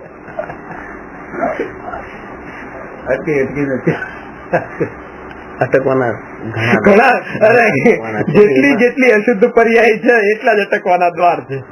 અટકવા માટે ક્યાં છૂટવાના જુઓ, કોન્સન્ટ્રેશન એક જ છે, છૂટવા ઉપર જુઓ. છૂટવાનું દ્વાર એ કે ઉપયોગ 100 માંથી ન હટે, 100 માં ઉપયોગ સ્થિર રહી, પર તરફ દ્રષ્ટિ ન જાય. આ સ્થિતિ સુધી પહોંચવા માટે આ જેટલા પણ આપણા ઇન્સિડન્ટ બતાવે ને આ બધા પરિણામોની મંદતા, કષાયોની મંદતા એ બહુ કારણભૂત છે. એના વગર એ નહીં પહોંચે, એ કારણભૂત છે. જ્યાં સુધી પવિત્રતા નિર્મળતા નહીં આવે, કારણ કે હવે એને એ પૈસાની એટલી વેલ્યુ છે કે છૂટતા હોય તો એ વખતે હવે એનો જ્ઞાતા કેવી રીતે રહી શકે કે આ મારા છે મારા છે મારા છે, એ આકુલતાના કારણે દુઃખી થશે, એનો જ્ઞાતા દ્રષ્ટા ન રહી શકે. જયારે એને ખબર પડી કે ભાઈ આ વસ્તુ પણ એ તો પ્રયતા પ્રવાહની જેમ આવી છે, જાય છે, ચલો ઠીક છે જવા દો, તો એ અંદરમાં એટલો પોતાની જાત સાથે વાત કરતો હોય અને વાત કરીને એટલી પોતાની શ્રદ્ધા દ્રઢ કરી હોય તો એના બળ પર હવે એનો જ્ઞાતા રહી શકશે. એટલે પોતાની જાત સાથે જ વાત કરવાની, પોતાની સાથે જ વાત કરવાની. આ બરાબર નથી, આ યોગ્ય નથી, આ બરાબર છે, એટલે કે આ વિકલ્પ મારું સ્વરૂપ નથી, હું જ્ઞાન સ્વભાવી છું. અરે આ કસાય, આમાં તું ક્યાં પોતાપણું કરે છે, હે જીવ તું શું કરી રહ્યો છે, એ જીવ પોતાની જાત સાથે જ વાત કરો. એ જે છે ને એ જ આપણી શ્રદ્ધાને દ્રઢ કરવામાં કારણભૂત બને છે.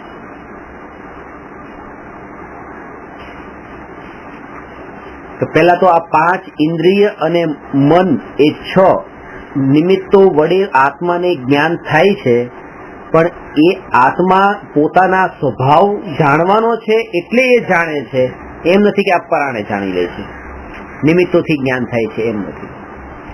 વસ્તુ સામે પડી છે એટલે વસ્તુ મને જણાય છે એમ નહીં. આત્માના જ્ઞાનની પર્યાય એ સમયે એ રૂપે છે નિશ્ચિત, એટલે એને આ વસ્તુ જણાય છે. આત્માની પોતાની એટલે જેમ એની અવસ્થા છે, જેમ આ વસ્તુ અહીંયા પડી છે, આ વસ્તુ અહીંયા છે, તો આ અહીંયા છે એટલે આ અહીંયા છે એવું ક્યાં છે? બે પોતપોતાની રીતે છે. એવી રીતે મેં આ ચશ્માને જાણ્યા તો ચશ્મા સામે છે એટલે જ્ઞાન થયું એમ નહીં. આની ચશ્માની પર્યાય ચશ્મામાં છે ને ચશ્માને જાણવા વાળી જે જ્ઞાન પર્યાય અહીંયા છે. અહીંની પર્યાય આની જેમ પર્યાય બધી ગોઠવાયેલી છે, અહીંની પર્યાય ગોઠવાયેલી છે, અને એ સમયે બંનેનું એવું મેચિંગ થાય છે કે આ જ્ઞાનની પર્યાય જયારે ચશ્માને જાણવા વાળી હોય ત્યારે ચશ્મા સામે હોય, આવું મેચિંગ થાય છે, અને એટલા માટે એમ લાગે છે ચશ્માથી મને જ્ઞાન છે. બીજા સમયે જ્ઞાનની પર્યાયમાં મરે લાલ રંગની બેગને જાણવા વાળી જ્ઞાનની પર્યાય છે, અને એ પર્યાય જયારે આવી તો સામે લાલ રંગની બેગ ત્યાં પડી છે, તો મને એમ લાગે છે આના કારણે મને જ્ઞાન થયું. પોતાની જે પર્યાયો એટલી ફિટ થયેલી છે એના કારણે, અને એ પર્યાયના કાળે સામે પદાર્થ પણ એવો હોય છે એટલે પદાર્થથી મને જ્ઞાન થાય છે એવું એને લાગે છે, પણ જ્ઞાન જાણવાનો પોતાનો સ્વતંત્ર સ્વભાવ છે એવી જાગૃતિ નથી. આ વાત સૂક્ષ્મ છે બહુ. જ્ઞાન જ્ઞેયોથી જ્ઞાન થતું નથી.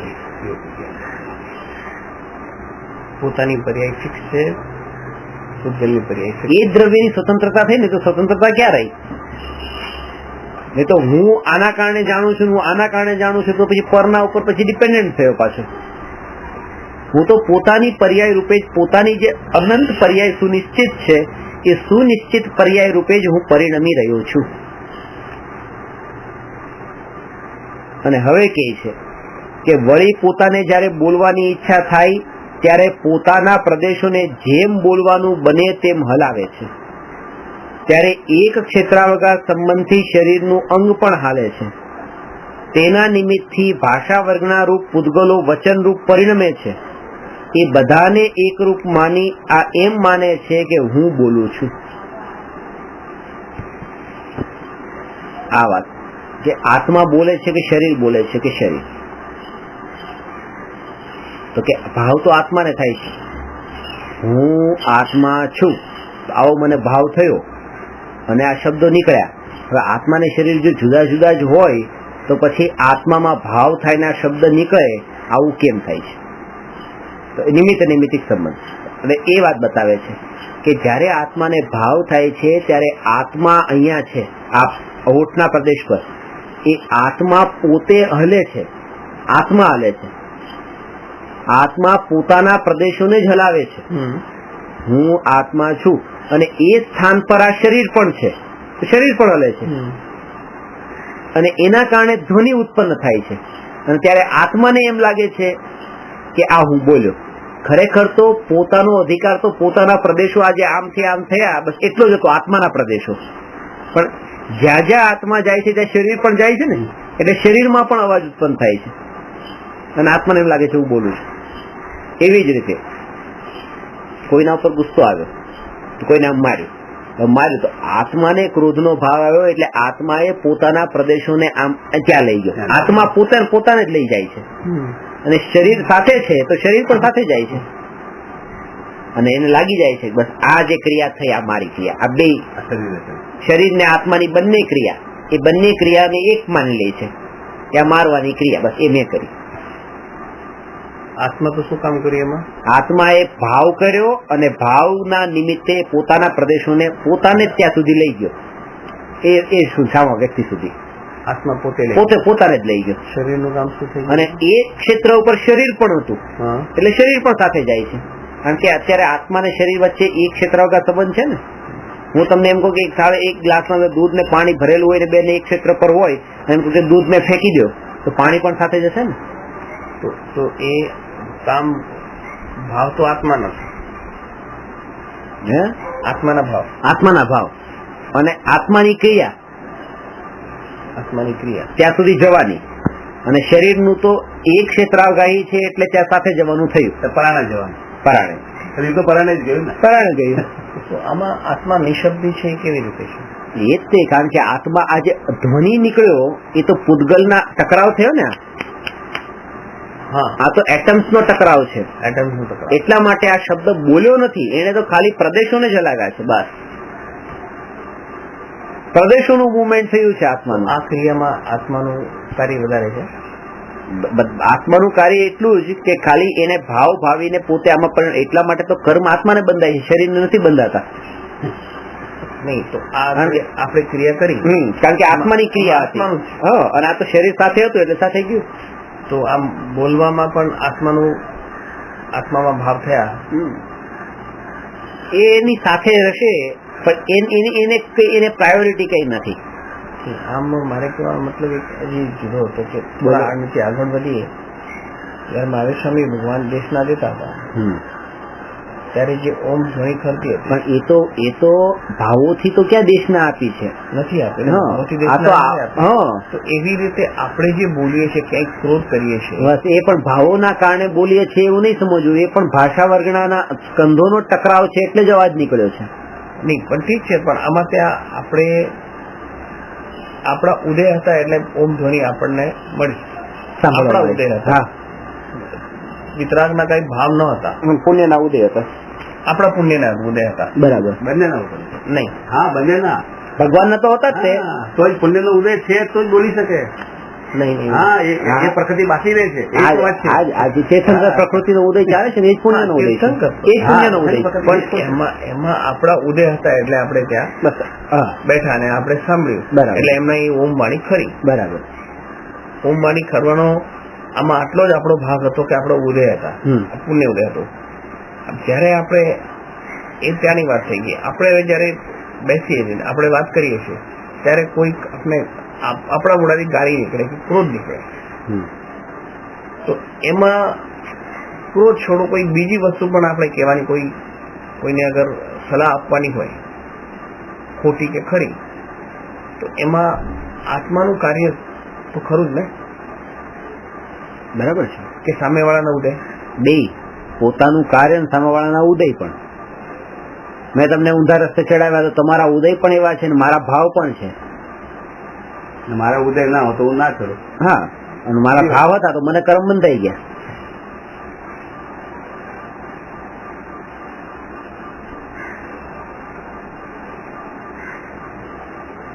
અને એ ત્યારે જ તે આવ્યો હોય તમારી પાસે, જયારે એના ઉદય એવા હોય ને ત્યારે એની ઈચ્છા એવી ન હોય પણ તો આવવું પડે એને. જયારે આપણે બોલીએ ને એ એની વાત થઈ ગઈ. આપણી વાત કરીએ છીએ કે આપણે જે બોલ્યા, ઘણી વખત એમ થાય, ઘણી વખત થાય એવું કે મારે એવું બોલવું ન હતું પણ બોલાઈ ગયું, ભાવ ન હતા પણ બોલાઈ ગયું. કઈ ક્રિયા એ ઉદય તો ભાવ નતા પણ બોલાઈ ગયું. પણ ઊંડે ઊંડે ઊંડે સંસ્કારોમાં તો ક્યાંક આ વાત પડેલી જ હતી. એ સમયે તમારો ભાવ નતો, એના માટે નતો. તમારામાં ભાવ આજે તમારે કોઈ ગાળ નથી આપતું પણ ગાળ નીકળી ગઈ અને મારો ભાવ નતો, પણ આ ગાળ હું ક્યાંક તો બોલતો જ તો, એ અંદર તો પડેલી જ હતી. એ અંદર વૃત્તિઓમાં પડેલી હતી. વૃત્તિઓમાં તો કચરો પડેલો જ હતો, ખાલી પકડમાં નતો આવતો, ખબર નથી પડતી. ત્યારે જ આ વચનમાં આવી. એટલે કે ઉપશમ તકલીફ વાળું કામ છે ને સર્વપ્રથમ જુદી વાત છે. ઉપશમ કરીએ કોઈ વસ્તુને બેસાડી દો, આમ કરી દબાઈ બેસાડી દો, એ પછી વિસ્ફોટ કરી. ઉપશમ એ શબ્દ તો બરાબર નથી, કારણ કે દબાવેલો ખાલી. કારણ કે ઉપશમ જે છે ને એ તો સમ્યક દ્રષ્ટિને પાછો ઉપશમ હોય છે, અને એ તો બરાબર છે. ઉપશમ થી તો ક્ષય સુધી પહોંચાય પણ દબાવેલાથી ક્ષય સુધી ન પહોંચાય. દબાવેલું એમાં શું હોય છે કે દબાવેલો જે ભાવ છે ને એના અંદર પુરુષાર્થ નથી હોતો. એના અંદર શું છે કે દમન છે, ખાલી દમન. એટલે કે તમારા પર ગુસ્સો આવે પણ ગુસ્સો કેવી રીતે કરવો. હવે તમને એમ લાગે કે આટલું ધર્મનું જાણીને ગુસ્સો પર નથી કરવો, બીજા ઉપર ના આમના ઉપર નથી કરવો. પણ હવે જે મને ઓળખતા નથી કે હું આટલું ધર્મનું જાણનાર છું તો પછી કરો, જેટલો કરવો એટલો. બધો ગુસ્સો કાઢ્યો, તમારો બીજાનો ત્રીજાનો બધાનો ગુસ્સો એક સાથે કાઢ્યો. અને આવું થતું હોય છે. આ દબાવેલા કશાયો જે છે ને, અને આ કેમ થાય છે તમને એ કહું. આ કેવી રીતે થાય? કારણ કે જે મારે આંબીર કરવું છે એટલે હું આ તીખું નહીં ખાવ, તેલ વાળું નહીં ખાવ, ઘી વાળું નહીં, દૂધ નહીં, કાંઈ ને આ બધું નહીં. તો આ કશાય બસ આ દબાઈ દીધો ભાવ. આ બધું ખાવાના ભાવ તો છે દબાઈ દીધા. હવે એ ક્યાં કાઢ્યા કે સિદ્ધાર્થ પછી 10 વસ્તુ તો જોઈએ, 15 વસ્તુ તો જોઈએ. રોજ સાદું ખાવાનું ત્યારે 5 વસ્તુ 40 વસ્તુ, પણ આજે 15 પહોંચ્યા. હવે ક્વોન્ટિટીમાં વધારો થઈ ગયો. તો એ જે વૃત્તિ જે હતી ને તો ડાયવર્ટ થઈ. ખાલી આ દબાવેલા ભાવનું આવું થાય છે. પોતે કર્યું, પોતે નહીં ખાધું તો મારા ભાવ તો મને ખાવાના જતા રહ્યા.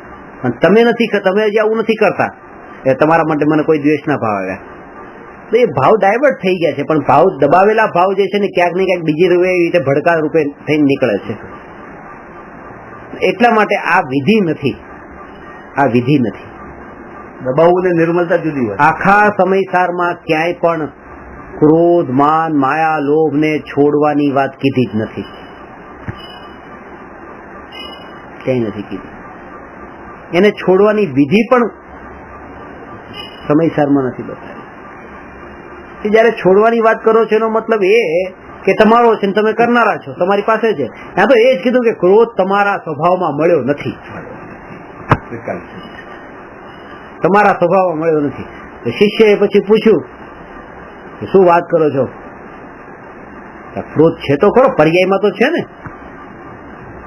બસ તો આ તારા મોઢેથી કે જવાબ આપી રહ્યો છે કે પર્યાયમાં છે તો મતલબ સ્વભાવમાં નથી. અને અમે એ વાત બતાવીએ છીએ કે સ્વભાવમાં ક્રોધ મળ્યો નથી. અને સ્વભાવમાં મળ્યો નથી આવી સમજણના બળ પર પર્યાયમાં પડેલો ક્રોધ પણ જતો રહે છે. આ વિધિ છે. આજ એકમાત્ર વિધિ છે કે સ્વભાવના ઉપર લક્ષ્ય ગયું ને, સ્વભાવ ઉપર દ્રષ્ટિ ગઈ કે પર્યાયમાં પડેલો વિકાર એ સહજ ટળ્યો. સ્વભાવ ઉપર દ્રષ્ટિ ગઈ એટલે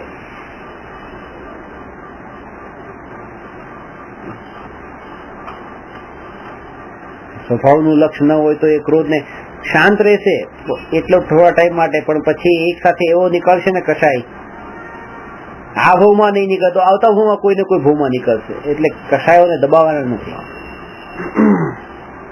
વૃત્તિને નિર્મળ કરો, વૃત્તિ નિર્મળ કરો. એ પણ અંદરની સમજાવટથી જાત જોડે વાત કરવાથી જ થશે. દર વખતે જાગૃતિ વાત કરશે. એક મહારાજ સાહેબે મને કીધું કે અમારા સાધુમાં તો એવું મહારાજ સાહેબ કે બે મહારાજ સાહેબ સાથે જ રહેવાનું, એકલા ન રહી શકીએ કે બે ના જોડામાં એકલા નહીં. ક્યારે પણ વૃત્તિ ખરાબ થઈ જાય, ક્યારે પણ એ દબાવે. હવે એ જ કે સાધુ દશા આવ્યા પછી કોઈને સાથે રહેવું પડે તો એ તો ગ્રહસ્થની દશા કરતા પણ ખરાબ સ્થિતિ છે. એના કરતા ગ્રહસ્થ દશાના અંદર રહીને અને પત્ની સાથે રહી લઈને કામ ભોગનું સેવન કરી લઈને બતાવે કે મારી હજી દશા એવી નથી આવી તો બરાબર. પણ હવે અંદરમાં વિકારો ઉઠતા હોય ને કોઈ એક સાથે રહેવું પડે ને એના અંદર આ બધી વૃત્તિ એ બધું તો કેટલું દમન થયું ને. અને આનાથી મુક્તિ નથી મળવાની, ઉલટો એ વિકાર બધો એક સાથે નીકળવાનો છે. ત્યારે સંજોગ મળશે ત્યારે નીકળવાનું, સંજોગ મળશે ત્યારે એવું થાય. અહીંયા તો તમને એમ કીધું કે લો આ વિષયના ભોગો પણ તમારી સામે છે, ભોગવો, અને તમને એમાં ઉદાસીનતા રહે, ભાવ જ ન ઉઠે,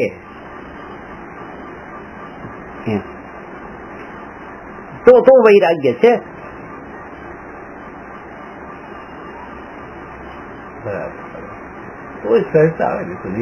ક્રિયા ઉપરની દ્રષ્ટિ છે ને, એટલે કે અત્યારની દશા અત્યારે અમારી એવી છે કે કોઈ જો ઇન્સ્પેક્શન માટે કોઈ સાથે કોઈ હોય ને તો અત્યારે તમે મારી સાથે બેઠા છો મને જો ખરાબ ભાવ નથી આવતા, એટલે કોઈ આવા નવા યોગમાં રહીએ તો ખરાબ ભાવથી બચાશે.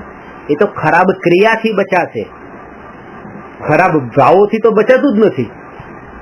કે વૃત્તિઓ તો અંદરમાં દબાયેલી પડી જ રહી છે, નીકળી ક્યાં ગઈ? સાથે કોઈ એવા યોગમાં એવા ને એવા હું યોગમાં રહું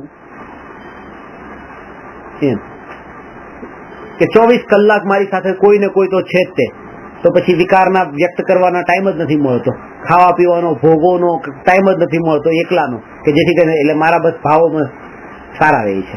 એમ નહીં, એ બધા અંદર દબાયેલા પડ્યા જ છે, એ બધા પડ્યા છે. એ તો ક્રિયામાં નહીં આવ્યા. આ લોકોના 24 અવર્સ કોન્ટેક્ટમાં રહેવાથી, નિરંતર આ કોન્ટેક્ટમાં અઠવાડિયાથી 2 અઠવાડિયાથી છે, તો આ ક્રિયામાં ન આવ્યું, વૃત્તિઓમાં ન ગયું. વૃત્તિઓમાં ક્યાંથી જશે? બસ આ ન્યાયક મારા સ્વભાવમાં કોઈ કશાય ભાવ નથી એવું જયારે લક્ષ્ય જાય છે, અને એનો એટલી મહિમા આવે છે કે એ મહિમાના બળ પર આજ્ઞાઓ અદ્રશ્ય થઈ જાય છે. મહિમા આવી જોઈએ, મહિમા કાર્ય કરે છે. અને પછી એની સાથે પછી કોઈ નહીં હોય ને તો પણ એને જરૂર એકલા વિચરે છે, એકલા જ વિચરે છે.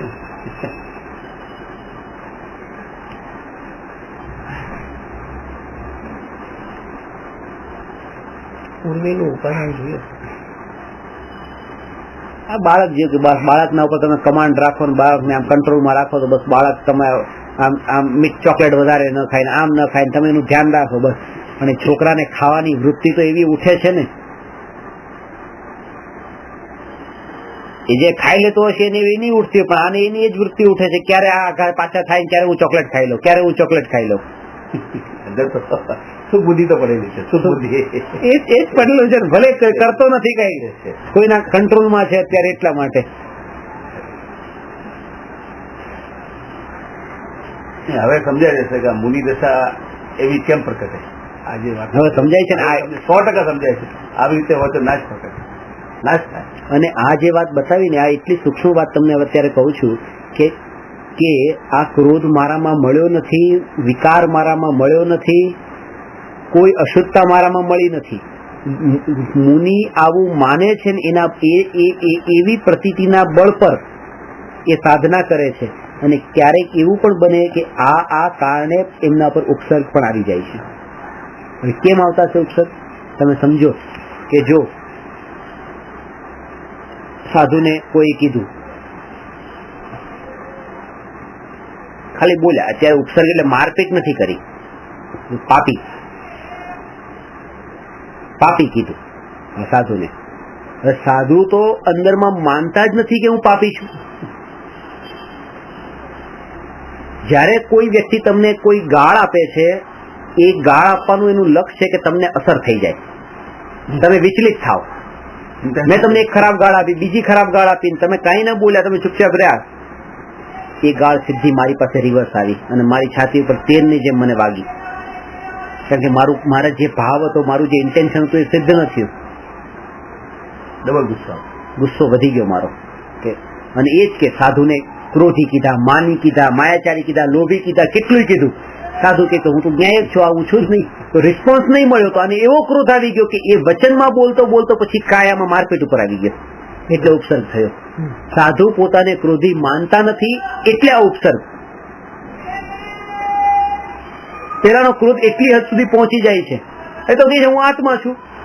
અને જેને વચનના પ્રહારોને પણ ગણકાર્યા નહીં કે આ તો હું છું જ નહીં, તો કાયાના પ્રહારોને પણ ગણકારતા નથી કે આ પણ હું નથી. અને એના બળ પર ત્યાં ઉપસર્ગના કાળે જ્ઞાતા દ્રષ્ટા રહે છે.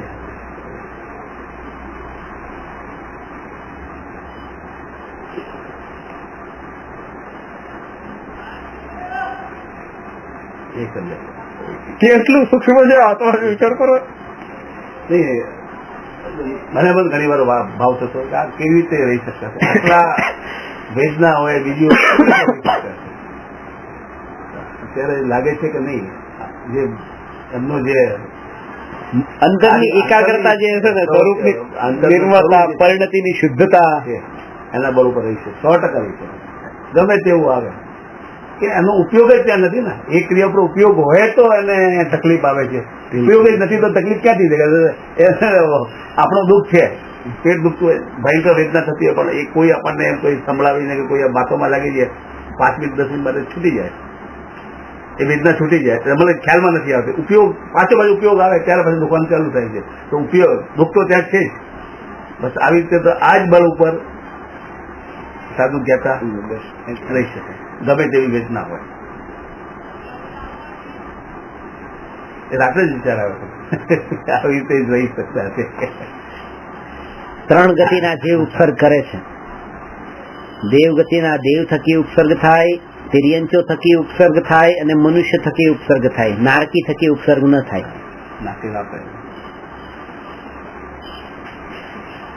ભગવાનના ઉપર એટલે મુનિ ઉપર જે ઉપસર્ગ કરનારા છે 3 ગતિના જીવ, ભગવાન ઉપદેશ પડે 3 ગતિના જીવને જ આપે છે. નારકીયને ઉપદેશ નથી. સમોસરણમાં 3 ગતિના જ હોય છે. નારકીને એવા વિકલ્પ, એવા કશાય. મેં તમે પેલા વાત કરી કે તીર્થંકર ભગવાનના સમોસરણમાં ભગવાન જીવન જીવવાની કળા બતાવે છે અને જન્મ મરણના ફેરા ટાળવાની વાત બતાવે છે કે જ્યાં સુધી ફેરા નથી ટળ્યા ત્યાં સુધી કેમ જીવવું અને એ ફેરા કેમ ટળે. 3 ગતિના જીવ જે શરીરમાં રહી છે એમાં એની દરેક પળે એ ઈચ્છા હોય છે કે મારે જીવવું છે, મરવું નથી. દેવ મરવા નથી ઈચ્છતા, મરણ પથારી આકુળતા વ્યાકુળતા થાય છે. મનુષ્યને મરવું નથી અને કૂતરાને પણ લાકડી મારો તો ભાગશે, એને મરવું નથી. નારકીને દરેક પળે મરવું છે, જીવવું નથી. એટલે એને એ નરકાયુ જે છે ને એને અશુભાયુ કીધું છે, અને 3 આયુ, દેવાયુ, મનુષ્યાયુ, તિર્યંચાયુ ને શુભાયુ કીધા છે. એમાં જીવવાની ઈચ્છા છે. નારકીને દરેક પળે ક્યારે મરું, ક્યારે છૂટું, ક્યારે છૂટું, ક્યારે છૂટું, એ જ ભાવ છે. 3 જ્ઞાન હોય ને. જેને જીવવાની ઈચ્છા જ નથી, અને જેને જીવવાની ઈચ્છા નથી પછી એને પ્રશ્ન પણ ન થાય કે જીવન કેવી રીતે જીવવું. જીવન ભગવાન તો જીવન જીવવાનું બતાવે છે, તો જીવવું જ નથી. બધા ઉપદેશ આપીને કે મતલબ નારકીઓને એ ઉપદેશ નથી.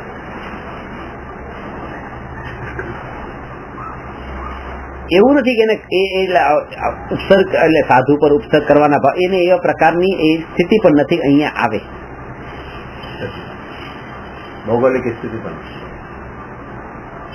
અંદર ક્રોધ તો છે પાછો ઘણો. એક નારકી બીજા નારકી ના વાત ને, તલ તિલ તિલ કરે દેહ કે ખંડ.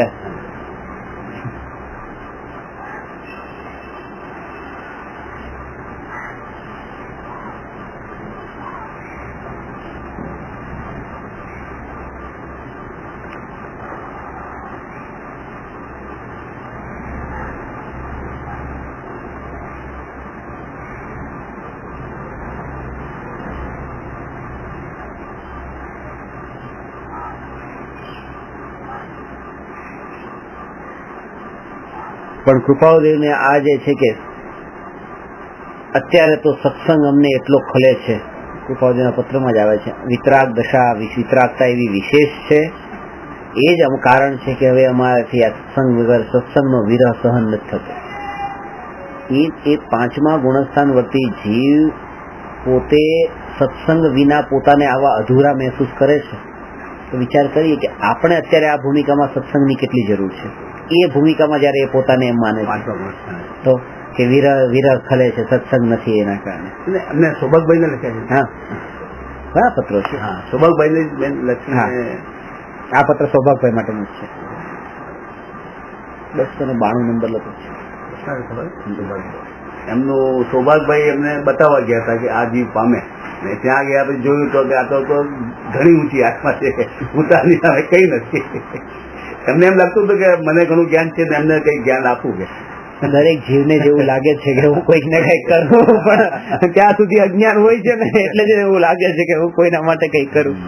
ખરેખર જેને લાગે કે આ જીવને બોધ આપો, પહેલી જ વાત તો એને જ બોધની જરૂરત છે.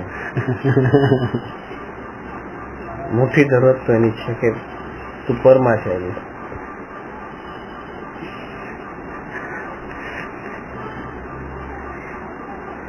અટકવાના ઘણા સાધનો છે, બહુ આટલા બધા સબ્જેક્ટ છે, ક્યાં છે આટલા અટકવાના સાધન છે ને, એના માટે એમાં નહીં જાઓ, છૂટવાના સાધનમાં જ જાઓ. ખાલી છૂટવાના સાધન ઉપર કોન્સન્ટ્રેટ કરો.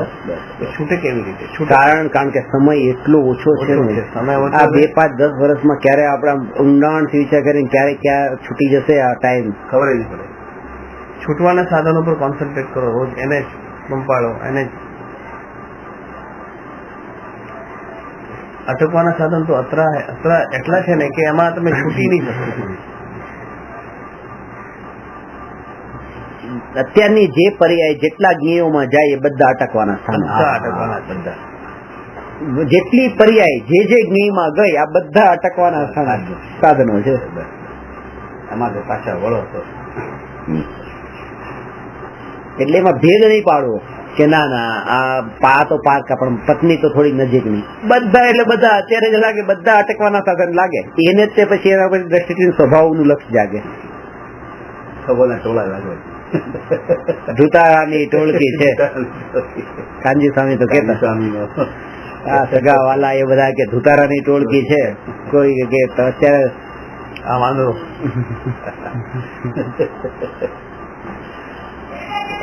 ઠગાઈ રહ્યો છે.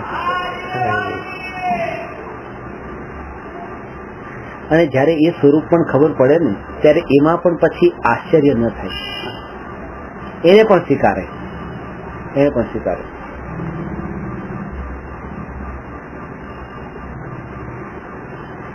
જે સંસારમાં આવું જ હોય.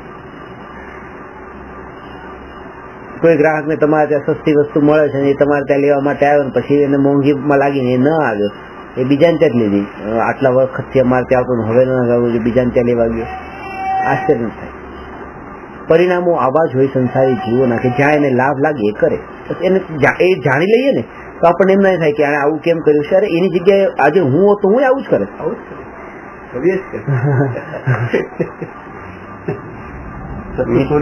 મિથ્યા જ્ઞાન બધું જ કરાવે.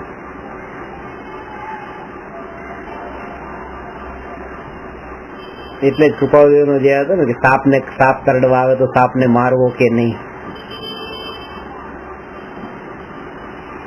ગાંધીજીનો પ્રશ્ન હતો શ્રીમદ રાજચંદ્રજી. ગાંધીજીએ 27 પ્રશ્ન પૂછ્યા હતા, એમાંનો આ એક પ્રશ્ન હતો કે સાપ કરડવા આવે તો એને મારવો કે નહીં. બહુ સરસ છે કે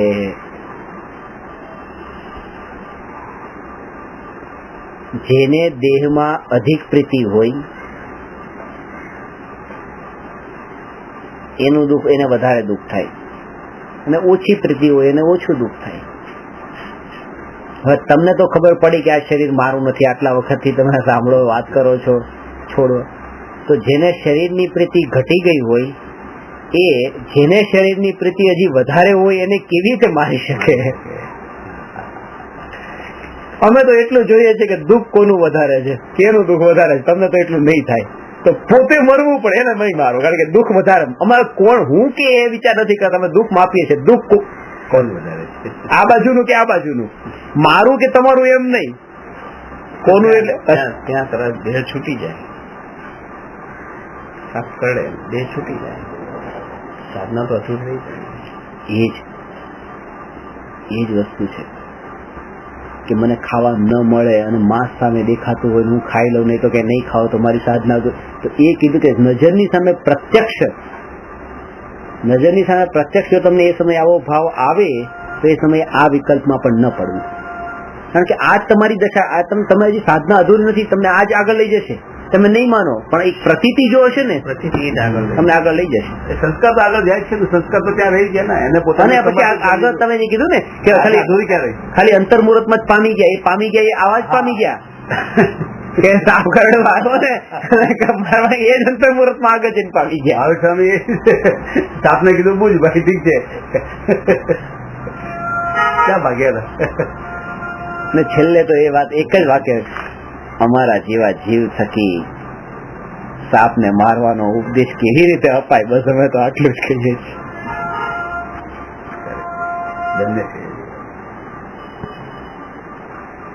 એને જીવ જોયો છે એની વાત છે, જેને એને સાપ જોયો છે તો પછી આ ભાવ જ નહીં આવે. જીવ છે બસ, કેટલું વાસ્તવ્ય.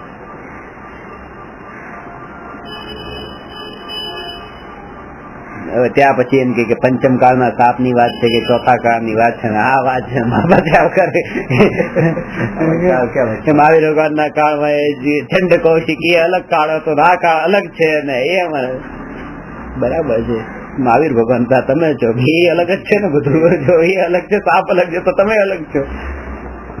સાધનાની વિધિ કોઈ પણ કાળમાં જુદી નથી. ચોથો કાળ હોય, પાંચમો હોય કે છઠ્ઠો હોય કે પહેલો, સાધનાની વિધિ આ જ કાળે વધારે. બીજી મિથ્યાત્વના કારણે ભૂલ એ થાય છે કે શરીર જે છે એ શરીરના પોતે આત્મા મુવમેન્ટ કરે છે અને એને એમ લાગે છે કે શરીર સાથે એક ક્ષેત્રાવગાહી હોવાના કારણે મુવમેન્ટ કરે છે. શરીર પણ એક ક્ષેત્રાવગાહી હોવાના કારણે મુવમેન્ટ કરે છે, એને એમ લાગે છે કે હું ચાલુ છું.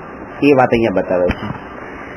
તથા પોતાને ગમનાદિ ક્રિયાની વા વસ્તુ ગ્રહણાદિકની ઈચ્છા થાય ત્યારે પોતાના પ્રદેશોને જેમ એ કાર્ય બને તેમ હલાવે, ત્યાં એક ક્ષેત્રાવગા સંબંધથી શરીરના અંગ હાલે છે ત્યારે એ કાર્ય બને છે, અથવા પોતાની ઈચ્છા વિના શરીર હાલતા પોતાના પ્રદેશો પણ હાલે. હવે એ બધાને એકરૂપ માની આ એમ માનવા લાગે કે હું ગમનાદિ કાર્ય કરું છું, હું વસ્તુ ગ્રહણ કરું છું અથવા મેં કર્યું ઇત્યાદિ રૂપ માને છે.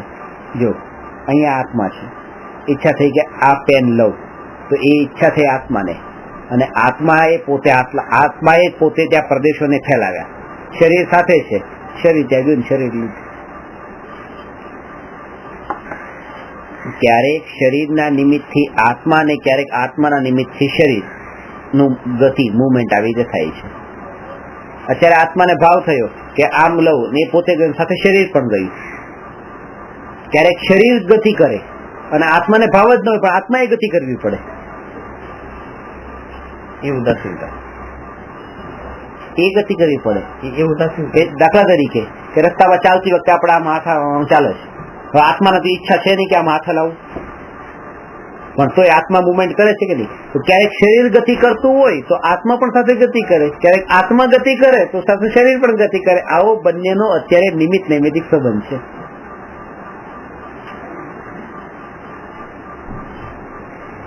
ભાવ વગરની ગતિ કર્મ નથી બંધાતા, ઓછા બંધાય છે. યોગના કારણે તો બંધાય ને, 5 કારણ બંધાય. મિથ્યાત્વ, અવિરતિ, પ્રમાદ, કશાય ને યોગ. યોગના કારણે બંધાય છે. બાકી એની સિવાયના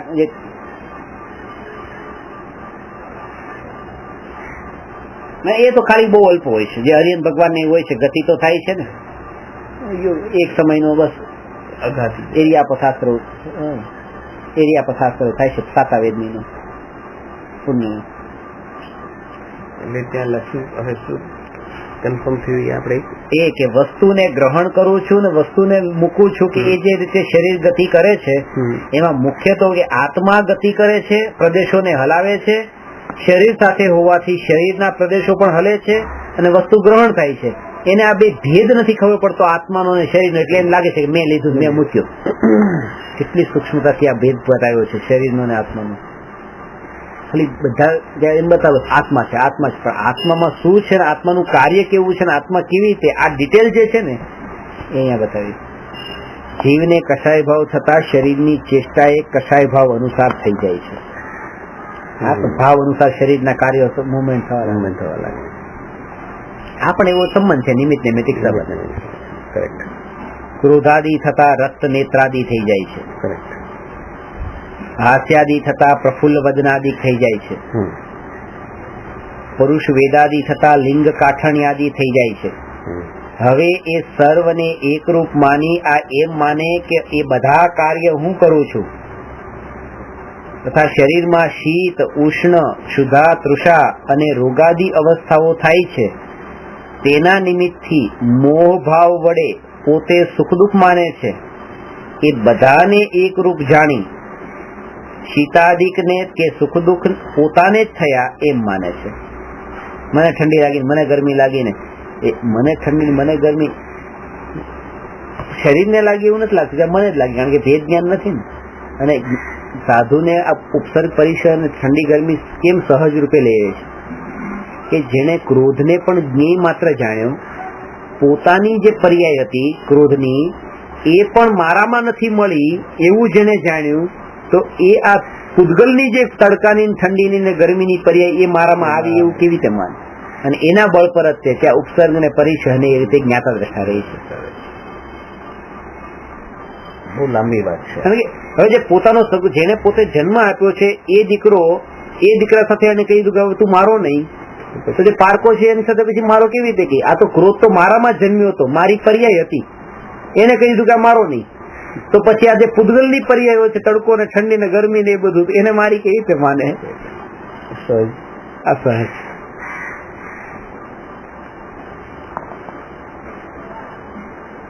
વળી શરીરના પરમાણુનું મળવું વિખરાવવું આદિ થવાથી અથવા શરીરની અવસ્થા પલટાવાથી વા શરીર સ્કંદના ખંડાદિક થવાથી સ્થૂળ કૃષાદિ, બાળ વૃદ્ધાદિ કે અંગહીનાદિક થાય છે. અને તે અનુસાર પોતાના પ્રદેશોનો પણ સંકોચ વિસ્તાર થાય છે. આ થાય ને, શરીર જાડું થાય તો આત્માનો પણ એટલો વિસ્તાર થયો, પાતળું થયું તો આત્મા પણ એ રીતે આત્માનો શેપ પણ નાનો થયો. શરીરની જેવો આત્માનો શેપ થાય છે. અત્યારે એ બધાને એકરૂપ માની એમ માને કે આ જે એમ માને છે હું સ્થૂળ છું ને, હું કૃષ છું ને, હું બાળક છું ને, હું વૃદ્ધ છું ને, મારા અમુક અંગોનો ભંગ થયો ને, શરીરમાં જે કઈ પણ થાય છે ને એ બધા એમ માને કે આ બધું મને થયું.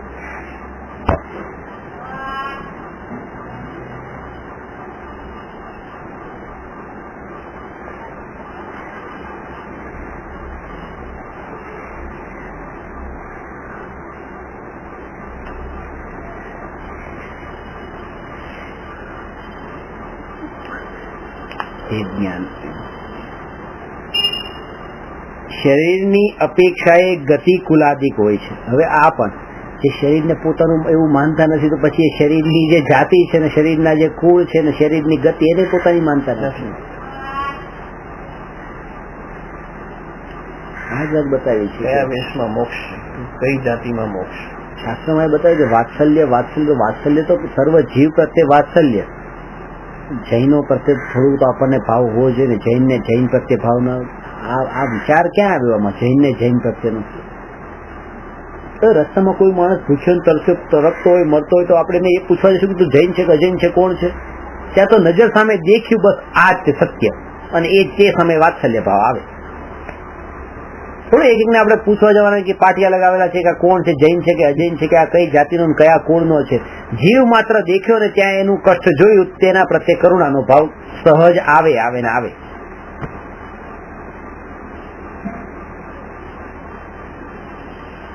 આ પણ સહજ. ટોટરમલજીને જે કીધું ને કે કોણે માણસને પેલું પાટા બાંધી દીધો, ટોટરમલજીએ પૂજા કરવા એમને જતા હતા ને ખેસ ને રાખીને ધોતીને પહેરીને જતા હતા એમને, અને એની સાથે કોઈ હતું. રસ્તામાં જોયું તો એક ભાઈને ઠેસ લાગેલી ને અંગૂઠાનો નખ નીકળી ગયેલો, લોહી એટલું રહેતું હતું. તો ત્યાં ઉભા રહી ગયા. ઉભા રહીને પછી પોતાનું કપડા જે ખેસ કાઢે એનાથી એને પાટો બાંધી દીધો. પછી કહેવાય પૂજા તો કેવી રીતે થાય આવા લોહી વાળામાં? તો એટલે એમના મિત્રોએ કીધું કે હવે કે પૂજા કેવી રીતે થશે? ટોટરમલજીએ કીધું કે મારી પૂજા થઈ ગઈ, કે હું જાઉં છું. મારા નજર સામે જો આટલું દેખાતું હોય, જો અહીંયા મને કરુણા ને વાત્સલ્ય જો ન આવે તો ત્યાં ભગવાનને હું આ ભગવાનની સામે જઈને ભગવાન ભગવાન ભગવાન આ કરવાનું, ત્યાં શું પૂજા થવાની છે?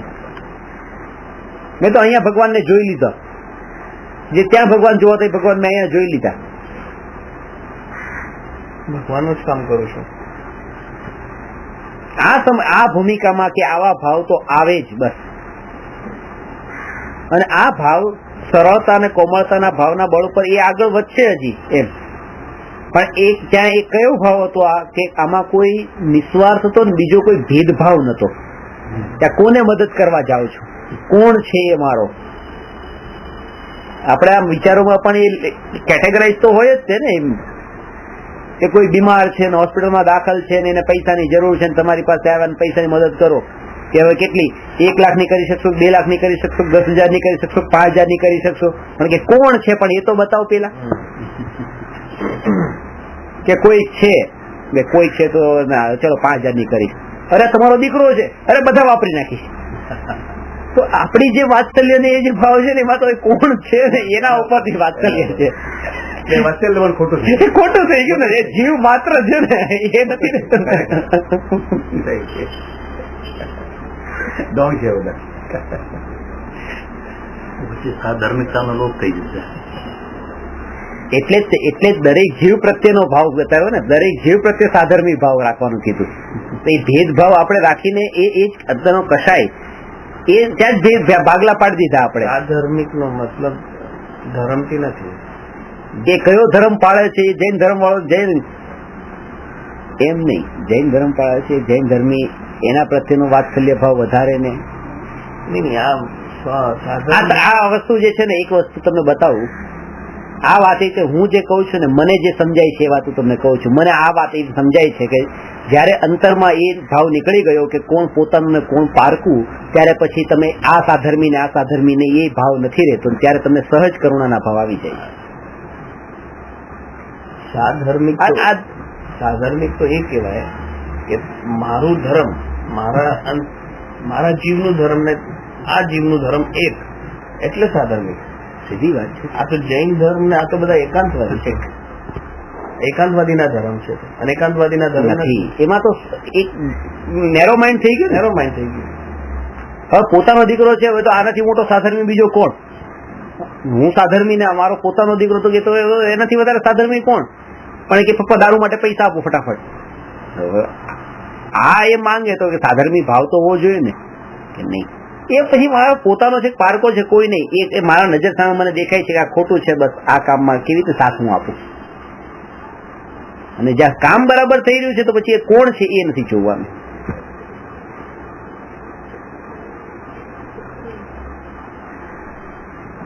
હવે માનો કે કોઈ મુસલમાન આવીને મારી પાસે આવીને બેસે ને સંભળાવે કે આ હવે કયા છે, જૈન છે કે અજૈન છે, મને એના પ્રત્યે વાત્સલ્યનો ભાવ ન આવે કે આટલું જાણવાની ઈચ્છા છે તો લાવ હું એને આ વાત બતાવું. વાત્સલ્ય એટલે સાંભળવા માટે આવ્યો છે તે હું પૂછું શા માટે કે મુસલમાન છે કોણ છે.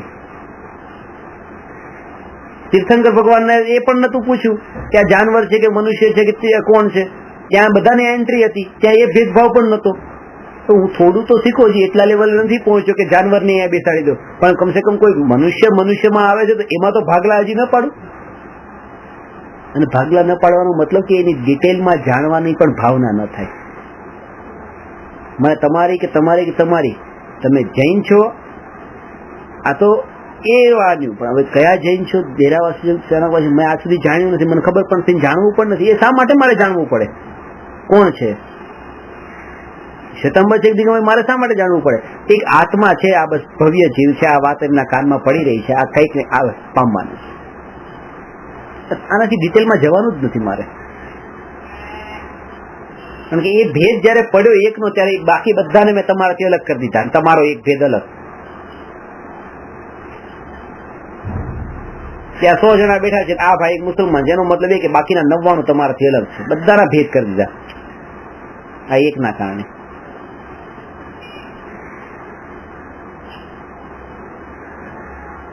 એ તો લોહીમાં પણ બતાવે છે ને, આમાં ઓલા ખબર પિક્ચરમાં લોહી કાઢી કાઢી કે લે આ લોહી ને આ મુસલમાન નું લોહી, હવે કયું કે બતાવો કયું આ કોનું છે એમ કે મુસલમાન ભગવાન શરીરમાં પણ ભેદ નથી તો તુષાનો ભેદ કરે,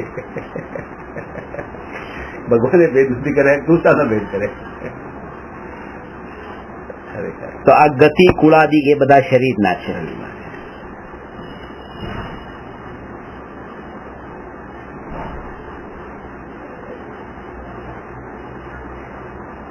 તેને પોતાના માની હું મનુષ્ય છું, હું તેરિયન છું, હું ક્ષત્રિય છું તથા હું વૈશ્ય છું ઇત્યાદિ રૂપ માને છે.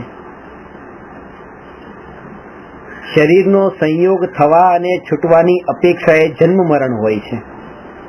તેને પોતાના જન્મ મરણ માની હું ઉપજ્યો, હું મરીશ એમ માને છે. વળી શરીરની જ અપેક્ષાએ અન્ય વસ્તુઓથી સંબંધ માને છે. જેમ કે જેનાથી શરીર નિપજ્યું તેને પોતાના માતા પિતા માને છે, શરીરને રમાડે તેને પોતાની રમણી માને છે, શરીર વડે નિપજ્યા તેને પોતાના દીકરા દીકરી માને છે, શરીરને ઉપકારક છે તેને પોતાનો મિત્ર માને છે, શરીરનું બુરું કરે તેને પોતાનો શત્રુ માને છે ઇત્યાદિ રૂપ તેની માન્યતા હોય છે. ઘણું શું કહીએ, હર કોઈ પ્રકારે વડે પોતાને અને શરીરને તે એક રૂપ જ માને છે. આ બધું શરીર જે કઈ પણ શરીર માટે થયું બધું એને પોતાનું લાગે છે.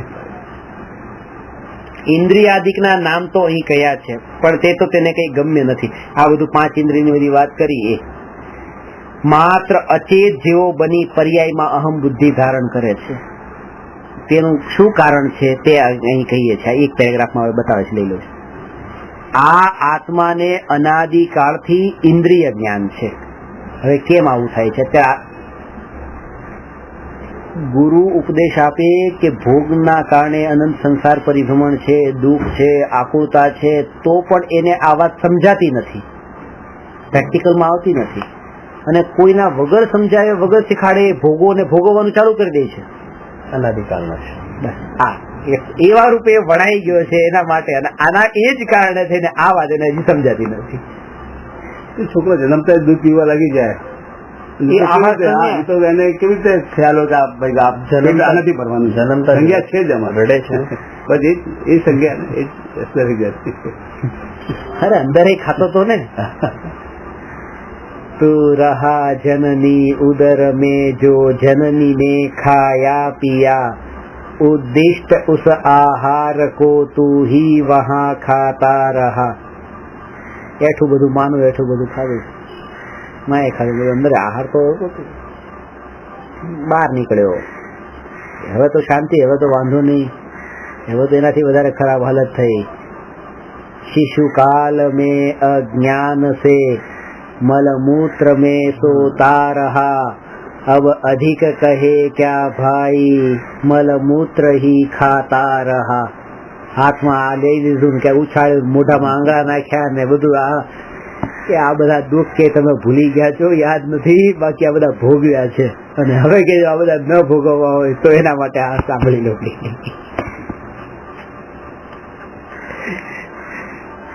આ આત્માને અનાદિકાળથી ઇન્દ્રિય જ્ઞાન છે, જેથી અમૂર્તિક એવો પોતે તો પોતાને ભાસતો નથી, પણ મૂર્તિક એવું શરીર જ ભાસે છે. અને તેથી આત્મા કોઈ અન્યને પાપરૂપ જાણી તેમાં અહમ બુદ્ધિ અવશ્ય ધારણ કરે. આ વાતે કે પોતાપણું એ તો આત્માનો સ્વભાવ છે. પોતાપણું કર્યા વગર કોઈ આત્મા રહી ન શકે. પોતાપણું તો કરે, શ્રદ્ધા ગુણનું કાર્ય છે મારાપણું, એકત્વ કરવું. પણ આને તો ઇન્દ્રિય જ્ઞાન છે, એટલે દેખાય છે એટલું પૂતગલ, તો જે દેખાય છે એમાં મારાપણું કરી નાખ્યું એમ કે છે. કારણ કે એ તો કરવાનું જ છે ને, એ મારાપણું. હવે અમેરિકન છે તો અમેરિકામાં રહે છે તો અમેરિકન સાથે જ પરણવાનું છે, એને કોઈ ભાઈ ઇન્ડિયન મળવાનું જ નથી. કારણ કે જે મારાપણું તો કરવાનું જ છે, તો જે મળ્યું એમાં કરી નાખ્યું મારાપણું. અને એના જ કારણે એની પરંપરા વધી. એમાં પછી ત્યાં જે મારું એ કોઈ પ્રતીતિ થઈ કે આ પત્ની મારી એ થઈ ને. પછી છોકરાનો જન્મ થયો, હવે છોકરો કાળો આવ્યો, રૂપાળો આવ્યો, એ છોકરો પછી બાડો બોબડો કેવો પણ આવ્યો, અંગહીન આવ્યો, કઈ પણ બસ મારો જ છે, ગમે એવો હોય મારો. એટલે એક જગ્યાએ લખ્યું છે કે ભાઈ માં મળી, હવે દાંત વાળી મળી તો માનું સ્વીકાર નહીં કરું, એની પસંદગી થોડી, જે ઠીક છે, જે એક્સેપ્ટેડ. બેન છે, બેન કાળી છે, હા ઠીક છે, એક્સેપ્ટેડ. કે જે મળ્યું માં બેન બધાને સ્વીકાર કર્યા, કે પત્ની માટે થઈને 100 છોકરીને જોવા શું કામ જાવ છે? જે મળી એ મળી, ત્યાં એનું જવાનું, ત્યાં તો હજી બરાબર ઓપ્શન નથી. મા બાપ બેન ભાઈ ઓપ્શન.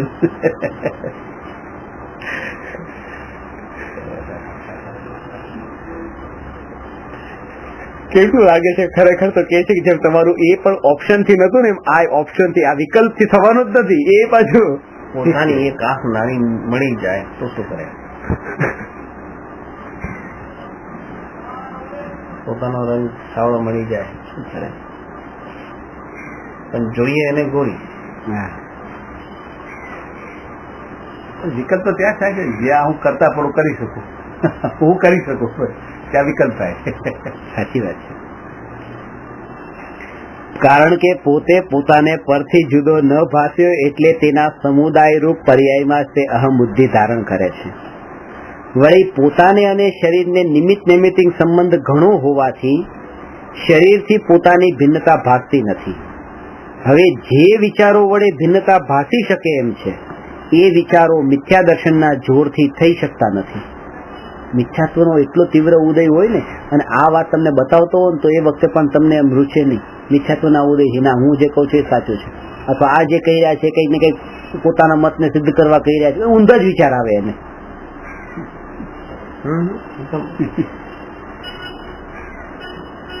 તેથી તેને પર્યાયમાં જ અહમ બુદ્ધિ હોય છે.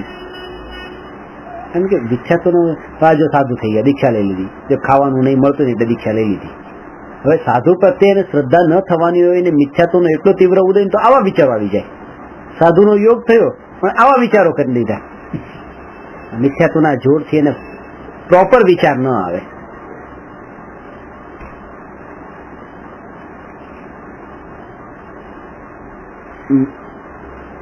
મિથ્યા દર્શન વડે આ જીવ કોઈ વેળા બાહ્ય સામગ્રીનો સંયોગ થતા તેને પણ પોતાની માને છે. પુત્ર, સ્ત્રી, ધન, ધાન્ય, હાથી, ઘોડા, મકાન ને નોકર ચાકર આદિ જે પોતાનાથી પ્રત્યક્ષ ભિન્ન છે,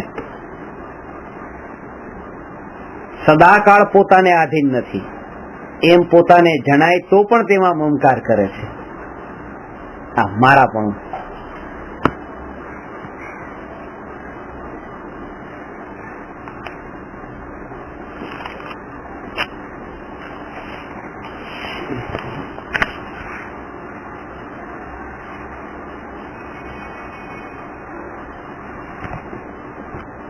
મારા પણ આ મારું.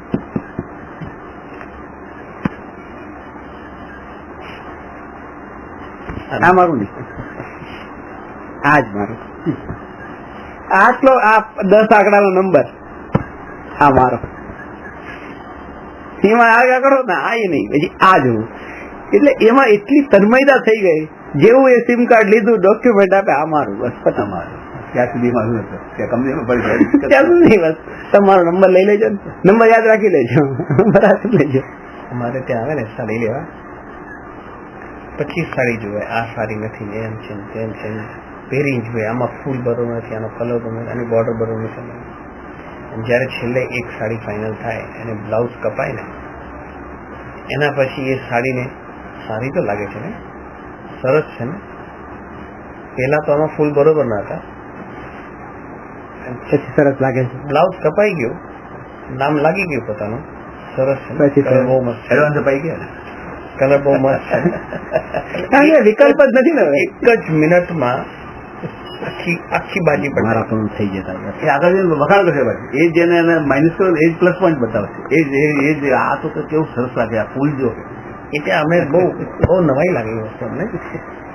ચાલો આ હમણાં 15 મિનિટ 5 મિનિટ પહેલા તો બધી એમ આ કે આ સારી નથી, આ સારી નથી, એમ 5 મિનિટ પછી એટલે આ બધા જે પ્રત્યક્ષ જ્યાં સુધી મારા પણ છે ત્યાં સુધીના વિકલ્પો એમ એટલા રહી, મારા પણ આ સારું, આ સારું, આ સારું. એ પારકું થયું ત્યાં પછી છૂટી ગયું, પારકામાંથી પોતાનું થયું ત્યાં વિકલ્પ ચાલુ થઈ ગયું, આ સારું.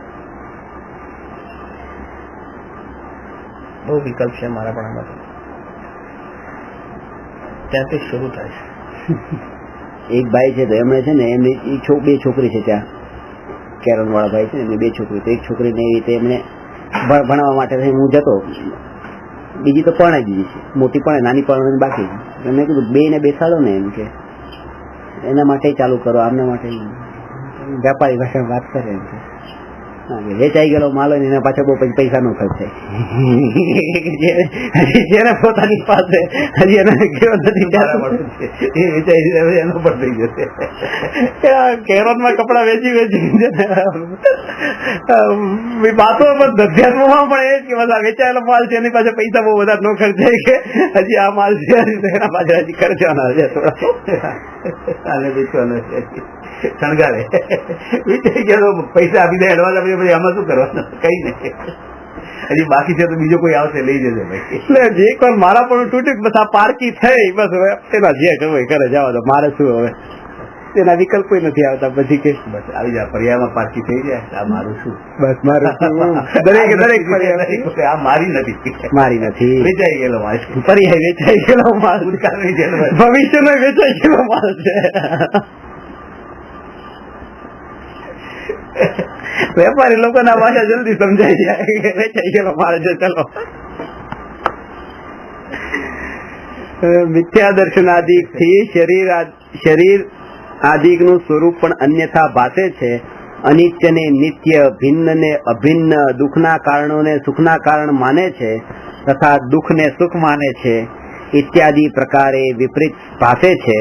એ પ્રમાણે જીવ અજીવ તત્વોનું અયથાર્થ જ્ઞાન થતા શ્રદ્ધાન પણ અયથાર્થ થાય છે. આ જીવ અજીવની ભૂલ થઈ. હવે 5 તત્વ પર્યાયના જે છે, આશ્રવ, બંધ, સંવર, નિદ્રા ને મોક્ષ, એમાં પણ આપણી કંઈક ને કંઈક ભૂલ છે. મિથ્યા દ્રષ્ટિ આમાં આને માટે કંઈક ખોટું માને છે. આશ્રવ ને ખોટું શું માને, બંધને શું ખોટું માને, એ પણ બહુ સરસ વિષય છે. આપણે 7 તત્વમાં સમ્યક દ્રષ્ટિ ન છે, સમ્યક દ્રષ્ટિ શું માને છે? હા, એ પણ છે, આવશે. નમો અરહંતાણમ, નમો સિદ્ધાણમ, નમો આયરિયાણમ, નમો ઉવજ્જાયાણમ, નમો લોય સવસાહુ.